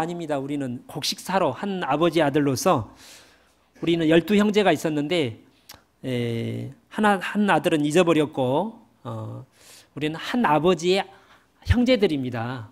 아니다. 첩자다. 아니. 그래서 니네가 정말 한 형제의 아들이라면 그 막내 아들 벤야민이라고 그랬지 그 아들을 데리고 와라 이렇게 이제 말을 합니다. 그리고 처음에 3일을 이렇게 이제 자기 집에 있는 감옥에 가두고 나중에 시몬만 남기고 돌려보내죠. 그리고 나중에 이제 벤야민이 왔을 때 일부러 그 자기 은잔을 고의적으로 벤야민 그 곡식자루에 집어넣지 않습니까? 왜 그랬을까요? 그 이유가 42장 16절에 너희 중 하나를 보내어 너희 아우를 데려오게 하고 너희는 갇혀 있으라. 내가 너희의 말을 시험하여 너희 중에 진실이 있는지 보리라. 너희 말을 시험한다는 말이 너희가 한 형제인지 아닌지를 시험하겠다는 겁니다.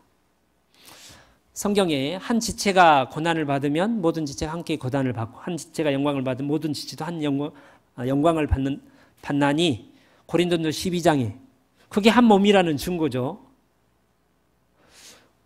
우리 교회가 우리 여기 이 강서교회가 한 강서교회 모든 형제 자매님들이 한 몸이라는 걸 어떻게 입증합니까? 사랑으로 인해서 고통과 슬픔과 기쁨과 모든 것을 함께 똑같이 나눌 때 그게 한 몸이라는 증거죠. 형제님, 자매님 말은 그렇게 하는데 그 고통과 슬픔을 똑같은 정도로 나누지 못한다면 그게 이제 말로 끝나는 거죠. 사실은 그렇지 않죠. 요셉이 그것을 확인하겠다는 겁니다. 그것을 위해서 요셉은 감옥 약 6년이라고 여겨지는데 한 반 이상의 애굽 생활을 고난 생활을 형들을 위해서 기도했습니다. 그렇게 오랫동안 기도하는 가운데 내가 언젠가 나가면 어떻게 할까? 미리 그 계획을 세웠던 겁니다. 갑자기 이제 꿈을 해몽한 뒤에 총리대 냈을 때 바로 안 달려갔죠? 그리고 형이 올 것을 알아서 형들이 반드시 이제 기근이 오면 올 것을 알고 기다리고 있었습니다. 마음은 당장 계속 달려가고 싶은데 꿈에도 아버지를 만나는 꿈을 꿀 텐데 또 불구하고 그 간절한 마음을 억제하면서 형들이 올 날만을 기다리고 있으면서 계속해서 형들을 위해서 기도하고 있었습니다. 나중에 요셉의 중보 기도에 의해서 형들의 삶이 조금씩 바뀝니다. 그래서 이제 애를 먹이는데 애를 먹을 때마다 형들이 자기들끼리 말을 합니다. 우리 옛날 동생 팔아먹은 죗값 받고 있다. 그런 얘기를 42장 21절 그들이 서로 말하되 우리가 아우 일로 인하여 범죄하였도다. 그가 우리에게 애걸할 때에 그 마음의 괴로움을 보고도 듣지 아니하였으므로 이 괴로움이 우리에게 임하도다. 요셉이 일부러 그렇게 한 겁니다. 회개시키기 위해서, 형들의 신앙을 회개시키기 위해서. 그런 얘기를 듣게 되었을 때 24절 요셉이 울었어요. 그러니까 요셉이 운 이유는 자기 최소 감옥에서 한 6년, 그 다음에 이제 총리된 지 다시 9년이 흘렀죠. 13년 정도, 14, 15년 동안 형들을 위해서, 형들의 신앙이 회복되기를 위해서 기도하고 있었고, 그것을 위해서 계획을 세우고, 치밀한 계획을 세우고 기도해오고 있었는데, 그 기도 응답의 모습을 처음 본 겁니다. 그렇게 강팍하고 악에 빠져있던 형들 입에서, 유다 입에서 우리가 잘못했어, 이런 말을 듣게 된 겁니다. 그래서 기쁨의 눈물인 게 분명해요.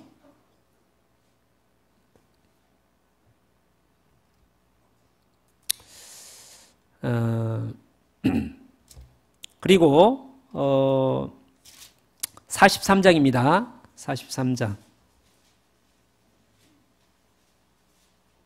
44장입니다.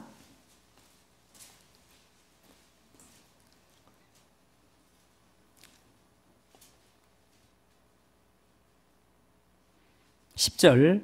그가 가로되 그러면 너희 말과 같이 하리니 그것이 누구에 있어서 발견되면 그는 우리의 종이 될 것이요 너희에게는 책망이 없으리라. 그 은잔을 훔친 사람만 남고 나머지는 돌아가라, 이렇게 말을 합니다. 근데 과거 같으면 벤야민 왜 그걸 훔쳤어? 참 같이 돌아가고 싶은데 어떻게 할 수 없고 너만 여기 남아라 하고 갔을 텐데, 모든 형들이요 같이 옷을 찢고 이제 요셉에게 옵니다. 13절. 그들이 옷을 찢고 각기 짐을 나귀에 싣고 성으로 돌아오니라. 왜 그래요? 이제 사랑으로 하나가 된 겁니다. 요셉이 다시 말을 합니다. 16절. 유다가 먼저 말을 합니다. 유다가 가로되 우리가 내 주께 무슨 말을 하오리까? 무슨 설명을 하오리까? 어떻게 우리의 정직을 나타내리까? 하나님의 종들의 죄악을 적발하셨으니, 자기 동생 요셉 팔아먹은 죄죠. 징계받고 있다는 겁니다. 우리와 이 잔이 발견된 자가 다 주의 종이 되겠나이다. 우리는 한 몸이, 한 형제입니다. 요셉이 다시 반복해서 얘기합니다. 17절에 요셉이 가로되 결코 그렇지 아니하리라. 그 잔이 그 손에서 발견된 자만, 벤야민 얘만 은잔을 훔쳤기 때문에 나의 종이 되고 너희는 평안히 너희 아버지 야곱에게로 도로 올라갈 것이니라.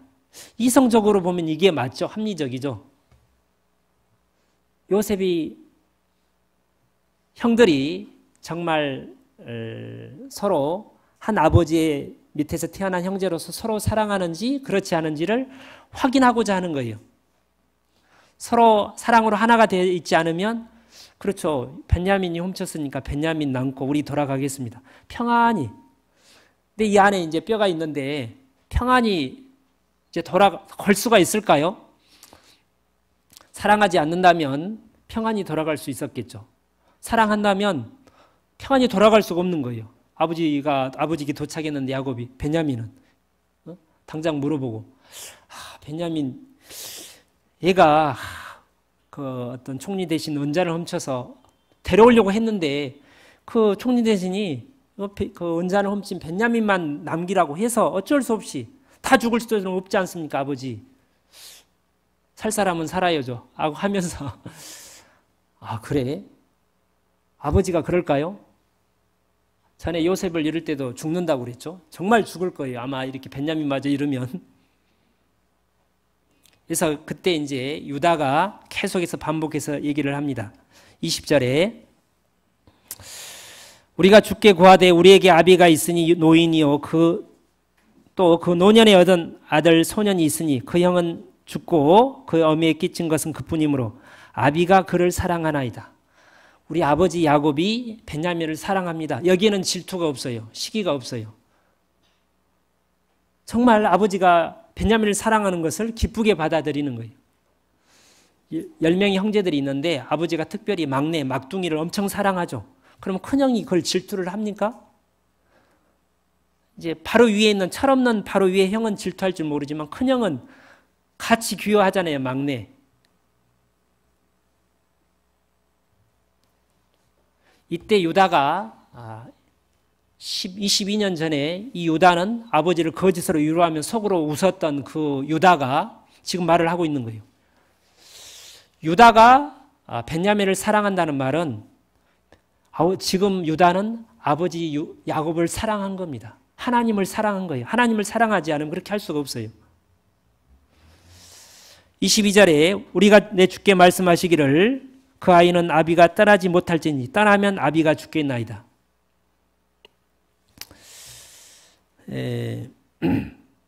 30절 아비의 생명과 계속 이제 유다가 요셉 총리 대신으로 알고 있는 이제 이렇게 요셉에게 부탁을 하는 겁니다.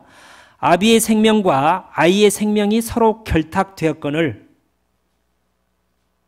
이제 내가 주의 종 우리 아버지께 돌아갈 때 아이가 우리와 함께 하지 아니하면 아비가 아이 없음을 보고 죽으리니 이같이 되면 종들이 주의 종 우리 아비로 흰머리로 슬피 움부로 내려가게 함이니이다. 아비의 생명과 사랑으로 야곱의 생명과 벤야민의 생명이 사랑으로 하나인 거죠. 부모와 자식의 생명이 아들이 주면 아버지가 죽는 겁니다. 사랑 때문에, 충격 때문에. 이런 것처럼 우리도 마찬가지죠. 하나님은 내가 실족하면 하나님은 슬퍼하시죠. 우시죠. 마치 야곱이 자기 아들 요셉이 죽은 줄 알았을 때 슬피 운 것처럼 한 영혼이 실족하면 유다가 아버지와 가족들을 떠나서 세상으로 가서 죄짓고 살면서 많은 환난을 겪었을 때 그때 하나님이 그 유다 때문에 너무나 슬퍼하셨을 겁니다. 우셨을 거예요. 예수님이 가끔씩 우셨죠. 예. 우리 강서교회에 가장 누가 모르겠어요. 어떤 가장 좀 문제를 많이 일으키는 형제가 있다고 하죠. 이제 자꾸 이제 어떤 형제 자매들 사이에 문제를 일으키고 아픔을 주고 염려를 끼치고 좀 참 합하지 않는 다른 분들에게 근심과 염려와 고통을 주는 형제가 있다면 그 형제가 이제 좀 어려움에 처해 있습니다. 그 때문에 우리 하나님은 우시겠죠. 왜냐하면 자기 아들의 피값을 주고 산 영혼, 우리가 구원을 받을 때 하나님의 예수님의 영과 우리의 영 하나가 되잖아요. 고린도전서에 있는 것처럼. 예. 나만 하나님과 하나가 되어 있는 게 아니라 나에게 가장 아픔과 고통을 주는, 나에게 자꾸 어떤 문제를 주는 그 형제도, 그 형제가 마음이 아주 영적으로 둔해 있는 상황, 그 형제도 하나님이 사랑하는 그 아들 예수 그리스도의 피값으로 준 형제죠. 그 형제의 생명과 예수 그리스도의 하나님 아버지의 생명이 하나가 된 거죠. 그래서 32절에 주의 종이 내 아비에게 아이를 담보하기를 내가 이를 아버지께 데려오지 아니하면 영영이 죄를 지으리다 하였사오니, 데려오지 아니하면, 구역 모임에 함께 손잡고 가지 않으면, 수요교제의 어떤 모임에 함께 그 형제를, 가기 싫어하는 세상 가운데 있는 그 형제를 손을 잡아서 함께 붙잡고 하나님 앞에 손잡고 가지 않으면, 몇 번 해봤는데 관심이 없어요. 아직 멀었어요. 그냥 혼자 가고 싶은데 그거 안 되니까 저 혼자 왔어요. 하나님이 그걸 기뻐하지 않는다는 겁니다. 33절 청컨대 주의 종으로 아이를 대신하여 있어서 주의 종이 되게 하시고 아이는 형제와 함께 도로 올려 보내소서. 당시 종이 된다는 말은 죽는다는 말과 같다고 생각을 합니다. 노예가 되는 거죠. 모든 것을 잃어버리는 거죠. 어떤 자유인으로서 모든 권리를 잃게 되는 거예요. 성경에서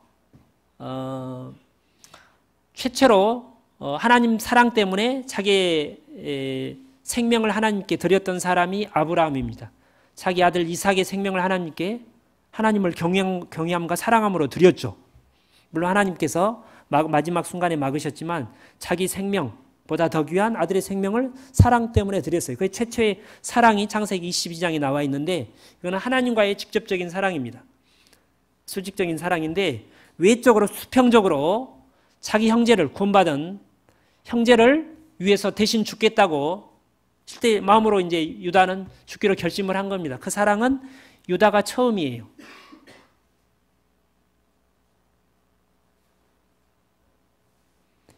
이 유다의 사랑 때문에 그러니까 요셉의 꿈이 이루어진 겁니다. 하나님이 유다와 같은 사랑을 우리에게 보기를 원하는 겁니다. 아까 말한 대로 내가 너희를 사랑하는 것처럼 서로 사랑하면 하나님이 너무너무 기뻐하셔서 다 축복을 주신다고 그랬죠. 유다가 이렇게 했기 때문에 그 좀 부끄러운 과거임에도 불구하고 나중에 아버지 야곱이 그 행적에 따라서 축복을 줄 때 유다의 자손에게 다윗과 예수 그리스도가 나도록 그렇게 축복하셨습니다. 다윗과 예수 그리스도가 유다 지파에서 태어나셨죠. 그런 축복을 왜 받았느냐? 유다가 자기 동생 베냐민을 대신해서 종으로 남겠다. 내가 대신 죽겠다. 이제 실제는 아니지만 베냐민 그 허물, 그 잘못을 내가 대신 감당하고 베냐민을 살려보내고 내가 대신 죽겠습니다. 이게 예수님이 그리스도의 사랑이죠. 수평적으로 유다가 처음으로 실천을 한 거예요. 그리고 이 사랑은 진실이었죠. 13, 14절에 내가 어찌 아이와 이 동생 베냐민과 함께 하지 아니하고 내 아비에게로 올라갈 수 있으리까? 그는 불가능하다는 거예요. 그는 있을 수 없다는 거예요. 유다가 아버지 야곱에게 가서 베냐민 데려오려고 했는데 안 됐습니다. 안 됐습니다. 어떻게 합니까? 아버지는 죽을 거예요. 그 아버지의 사랑 때문에 유다의 마음은 아버지의 사랑으로 가득 차 있는 겁니다. 아버지 야곱과 동생 베냐민이 사랑으로 생명이 하나가 된 것을 보고 거기에 자기도 하나가 돼 있는 거죠. 자, 이 모습을 이렇게 이제 요셉이 봤을 때 45장 2절에 요셉이 방성대곡하니 방성대곡 기쁨의 눈물입니다. 이제 22년 만에 요셉의 꿈이 이루어진 겁니다. 이것을 위해서 요셉은 13년 동안 고난을 받았습니다. 처음에 보디발의 집에서, 그 다음에 감옥에서, 그 감옥에서부터 자기 유다와 그 형들을 위해서 중보 기도를 했던 겁니다. 그리고 나서 이제 감옥에서 나왔을 때 9년 동안 바로 아버지와 형들을 찾아가지 않고 형들을 위해서 기도한 겁니다. 그래서 중보 기도는 내가 잘못을 하지 않았는데 그 형제의 다른 형제 자매가 어떤 허물이 있는데도 불구하고 내가 잘못을 한 것처럼 고통을 느끼면서 대신 그 고통을 짊어지고 경제적으로, 영적으로 고통을 짊어지고 대신 기도하는 거죠. 가난한 여자가 자기 딸을, 귀신 들린 딸을 위해서 예수님께 데려와서, 아니 예수님께 이렇게 고쳐달라고 했을 때 나를 불쌍히 여기셔서 그랬죠. 내 딸을 불쌍히 여겨달라고 그런 게 아니라 엄마의 생명과 딸의 생명이 사랑으로 하나가 되어 있기 때문에 엄마가 더 고통스러운 거예요. 그리고 요셉이 9년을 기다렸습니다. 9년을. 그 9년 동안 그 기다리는 게 정말 쉽지 않았다고 생각합니다. 하루면 며칠 말 타고 달려면 모르겠어요. 하루면 달려갈 수 있는 길 빠르게 바로 아버지를 보고 싶은데 그를 참고 참았습니다. 함께 자기 형들이 신앙을 회복시켜서 형들의 손을 붙잡고 함께 아버지 앞에 서기 위해서, 그것이 하나님께서 자기 주신 꿈이라는 걸 알았기 때문에 아버지를 보고 싶은 그 마음을 참고 9년을 견뎠던 거죠. 그리고 지금 그 유다가 정말 자기 죽기까지 내가 동생 벤야민을 허물을 대신해서 내가 종으로 남겠다, 죽겠다는 얘기를 들었을 때 얼마나 기뻤겠어요? 십몇 년을 기도했고 9년 동안을 기다렸는데 이것이 우리 주님의 우리를 향한 동일한 소원이라고 생각합니다.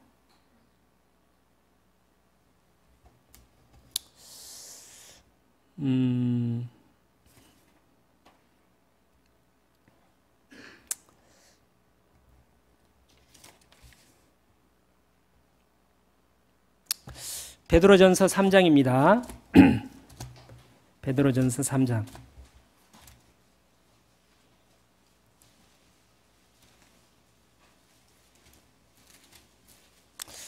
에이.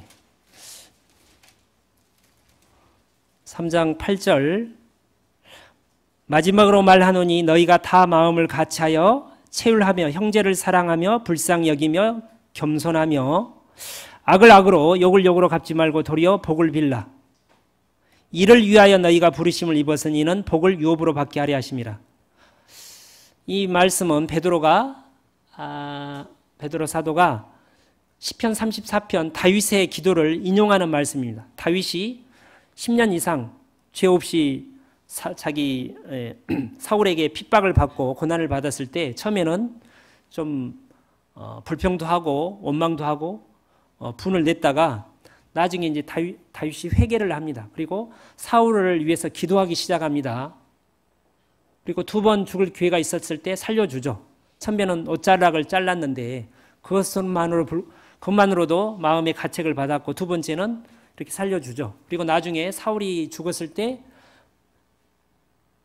울었죠. 슬피 울었습니다. 전에는 슬퍼한 척 아닐까 이런 생각도 해봤는데 그 뒤로 보니까 그게 아니라 정말 슬퍼서 울었던 거예요. 원수를 사랑한 거죠. 예수님께서 마태복음 5장에 하나님의 하늘 아버지의 온전하심과 같이 너희도 온전하라. 원수를 사랑하라는 말씀을 하셨을 때 이 세상 원수도 그렇게 사랑하는데 한 아버지, 한 형제, 같은 생명을 가진 사랑하라는 말은 사랑할 수 없는 상황에서 사랑하라는 거죠. 나이를 잘해주는 걸 사랑하는 거는 그렇게 사랑하라는 말을 할 필요가 없습니다. 저절로 사랑하니까 용서하고 위해서 기도하는 거죠. 그것 때문에 나중에 다윗이 축복을 받았죠. 베드로도 그것을 인용하면서 우리에게 정말 축복을 받고 싶으면 내가 너희를 사랑하는 것처럼 서로 사랑하라. 그 말씀을 하고 있는 겁니다.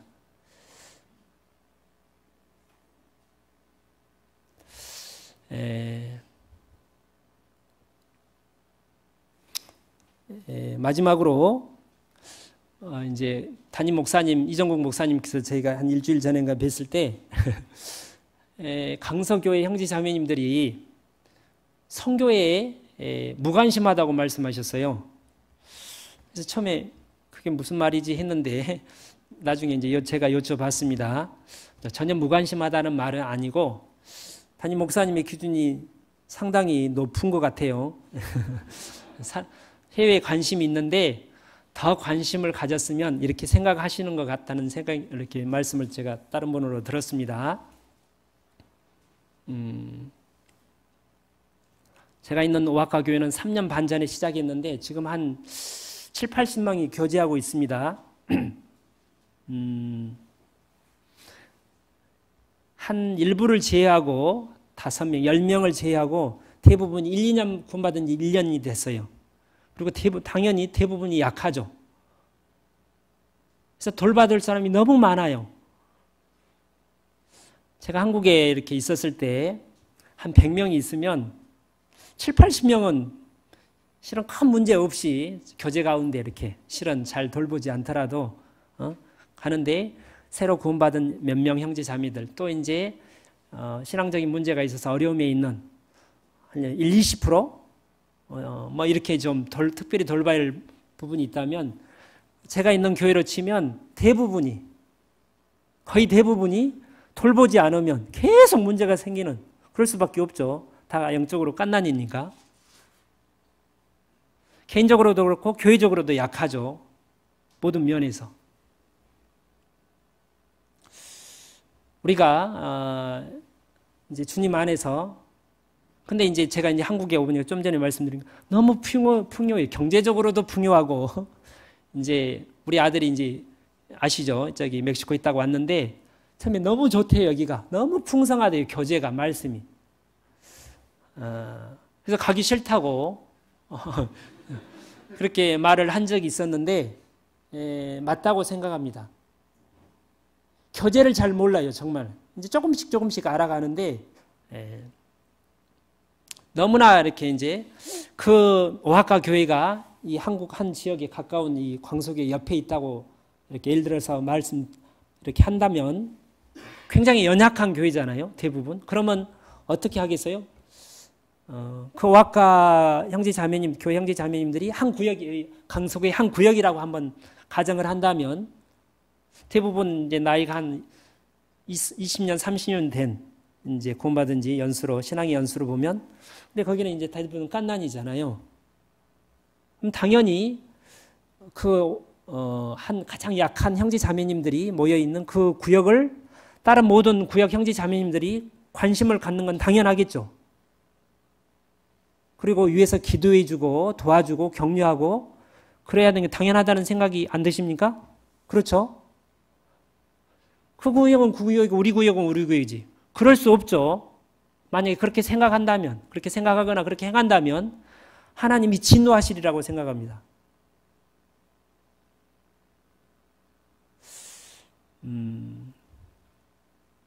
이 서울 지역에 있는, 저도 이제 서울에서 청년 생활을 했는데 아마 대부분 신앙의 연수가 10년을 넘지 않았을까 싶습니다. 아까 말씀드린 처럼 약한 분들이 있고 어려움에 찬 분들이 있지만 소수고 대부분 성장이 돼 있어요. 아주 신앙이 성장한 이제 어떤 임원들, 예를 들자면 임원들이 다 신앙이 좋은 건 아니지만 전도인들만 한 50명 모여서 한 구역을 만들어서 교제하면 교제가 잘 될까요? 전도가 잘 될 거라고 생각합니까? 저는 그렇다고 생각하지 않습니다. 그러면 사랑할 이유가 별로 없어요. 그래서 한 가정에 약한 사람, 나이 드신 할머니, 또 이제 어떤 깐난이, 돌봐야 할 깐난이, 또는 뭐 장애인이 있을 수 있고, 그 장애인, 그걸 통해서 가족들이 다른 온전한 그 형제들이, 가족들이 그 장애인, 깐난이를 돌보는 거죠. 함께. 그것을 통해서 사랑을 실천하는 거예요. 사랑할 수 있는 기회를 얻게 되는 겁니다. 제가 부산에 있었을 때 어떤 태어나자마자 심한 지체 장애를 가지고 태어난 청년이 있었는데 20살 때 이제 이렇게 어떤 복지교관에서 나와서 자립을 정부에서 시켜줬는데 그 청년을 만나면서 그렇게 챙겨는 게 굉장히 힘들었습니다. 많은 형제들이 좋은 마음으로 동정하는 마음으로 도와주려고 갔다가 성격이 굉장히 개팍해가지고 일부러 그런 건 아닌데 어떤 싸우고 나오는 거예요. 싸우고 막 갈등이 더 심해져서 딱 두 사람, 저와 다른 형제 두 사람만 마지막까지 이렇게 이제 붙잡아주고 끝까지 교제를 하는 걸 봤는데 그 무렵에 이제 그 어떤 집회가 있어서 홍정희 목사님이 오셨었습니다. 무슨 교제하다가 홍정희 목사님이 그 형제가 바로 제 있던 교회의 복덩이라고, 복덩이. 그 형제를 잘 걷지도 못하고 고하고, 고아입니다. 고아. 이제 깐난이 때 부모가 버린 거예요. 그래서 돌보기가 참 쉽지 않는데 여러 가지 면에서 그 형제를 얼마만큼 제 있던 교회에 부산 서부교회 형제들이 잘 돕느냐, 그것이 우리 사랑의 어떤 시험되고 그를 한 몸같이 내 친가족이라면, 친동생이라면, 아들, 딸이라면 정말 끝까지 돌보겠죠, 당연히. 그때 이제 굉장히 중요한 교훈을 받았는데 지금도 그래서 오아카 이제 멕시코 가서도 그것을 실천하려고 예를 쓰고 있습니다. 근데 그것이 이렇게 아까 좀 전에 해외 교회도 적용시킬 수 있다고 생각합니다. 여기 이제 자매 교회는 파리하고 몽고라고 그러죠. 몽고 거기도 이제 아마 약할 겁니다. 그래서 이 풍성한 말씀이나 모든 면에서 풍성한 강서교회 형제끼리 서로 사랑할 때는 그 한계가 있다는 거예요. 그래서 이제 우리 교회가 어느 정도 성장했을 때 이제 하나님께서 해외 선교의 길을 열어주시고 많이 선교가 되고 있는데, 그들이 이제 한 5년, 10년 스스로 영적으로 성장하고 자립할 때까지 이 한국 교회에, 그 다음에 자매기령 교회, 한국 자매기령 교회가 그것을 위해서 관심을 갖고 알지 못하면 기도하지 못하죠. 기도해 주는 게 당연하다는, 그것이 이 강서교회 형제 자매님들에게 큰 축복이 된다는 거예요. 반대로 그것에 대해 무관심하는 것은, 관심을 갖지 않고 기도해 주지 않는다면 하나님께 벌을 받을 겁니다. 분명히 영적으로, 영적으로뿐만 아니라 경제적으로도. 그래서 함께 하나님은 복을 주고 싶어 하는 거예요. 요셉도 자기 유다와 형들을 세우는 과정에서 중보기도와 형들 대속에서 고통을 받는 거잖아요. 고난을 받았는데 그것을 통해서 요셉도 복을 받았고, 자기 유다와 그 형제들도 복을 받았죠. 그들이 각각 흩어져서 각자 네 떡 네 먹고 내 떡 내 먹고 그렇게 살았다면 사랑을 배우지 못합니다. 예수님의 사랑을 배우지 못해요. 너희가 서로 사랑하면, 요한복음 14장에는 서로 사랑하면 아버지께서 너희를 사랑하실 것이요. 사랑받고 싶죠, 하나님께. 우리가 알고 있는데 더 받고 싶지 않습니까? 나도 그를 사랑하여 그에게 나를 나타내리라. 하나님이 사랑을 채워주는 거예요. 하나님을 닮아가는 거예요.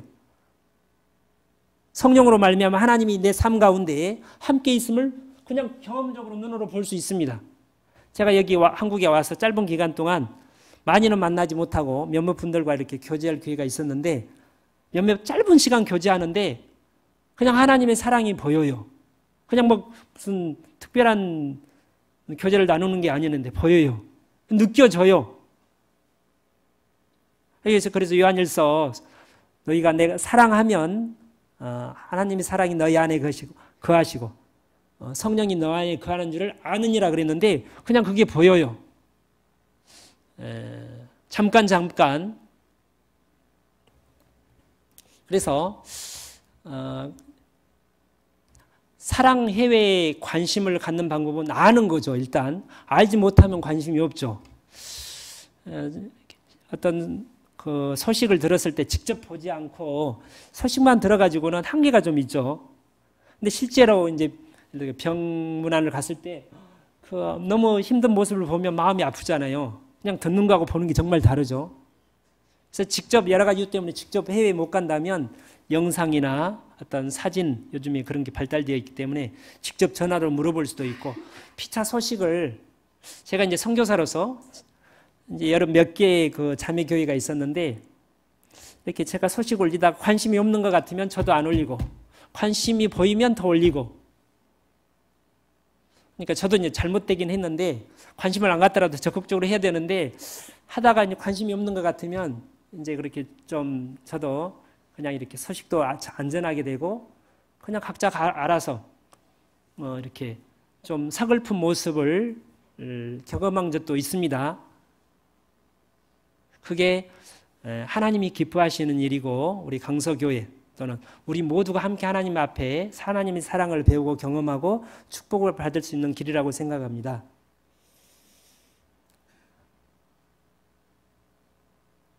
함께 기도하고 마치겠습니다. 하나님 아버지, 감사합니다.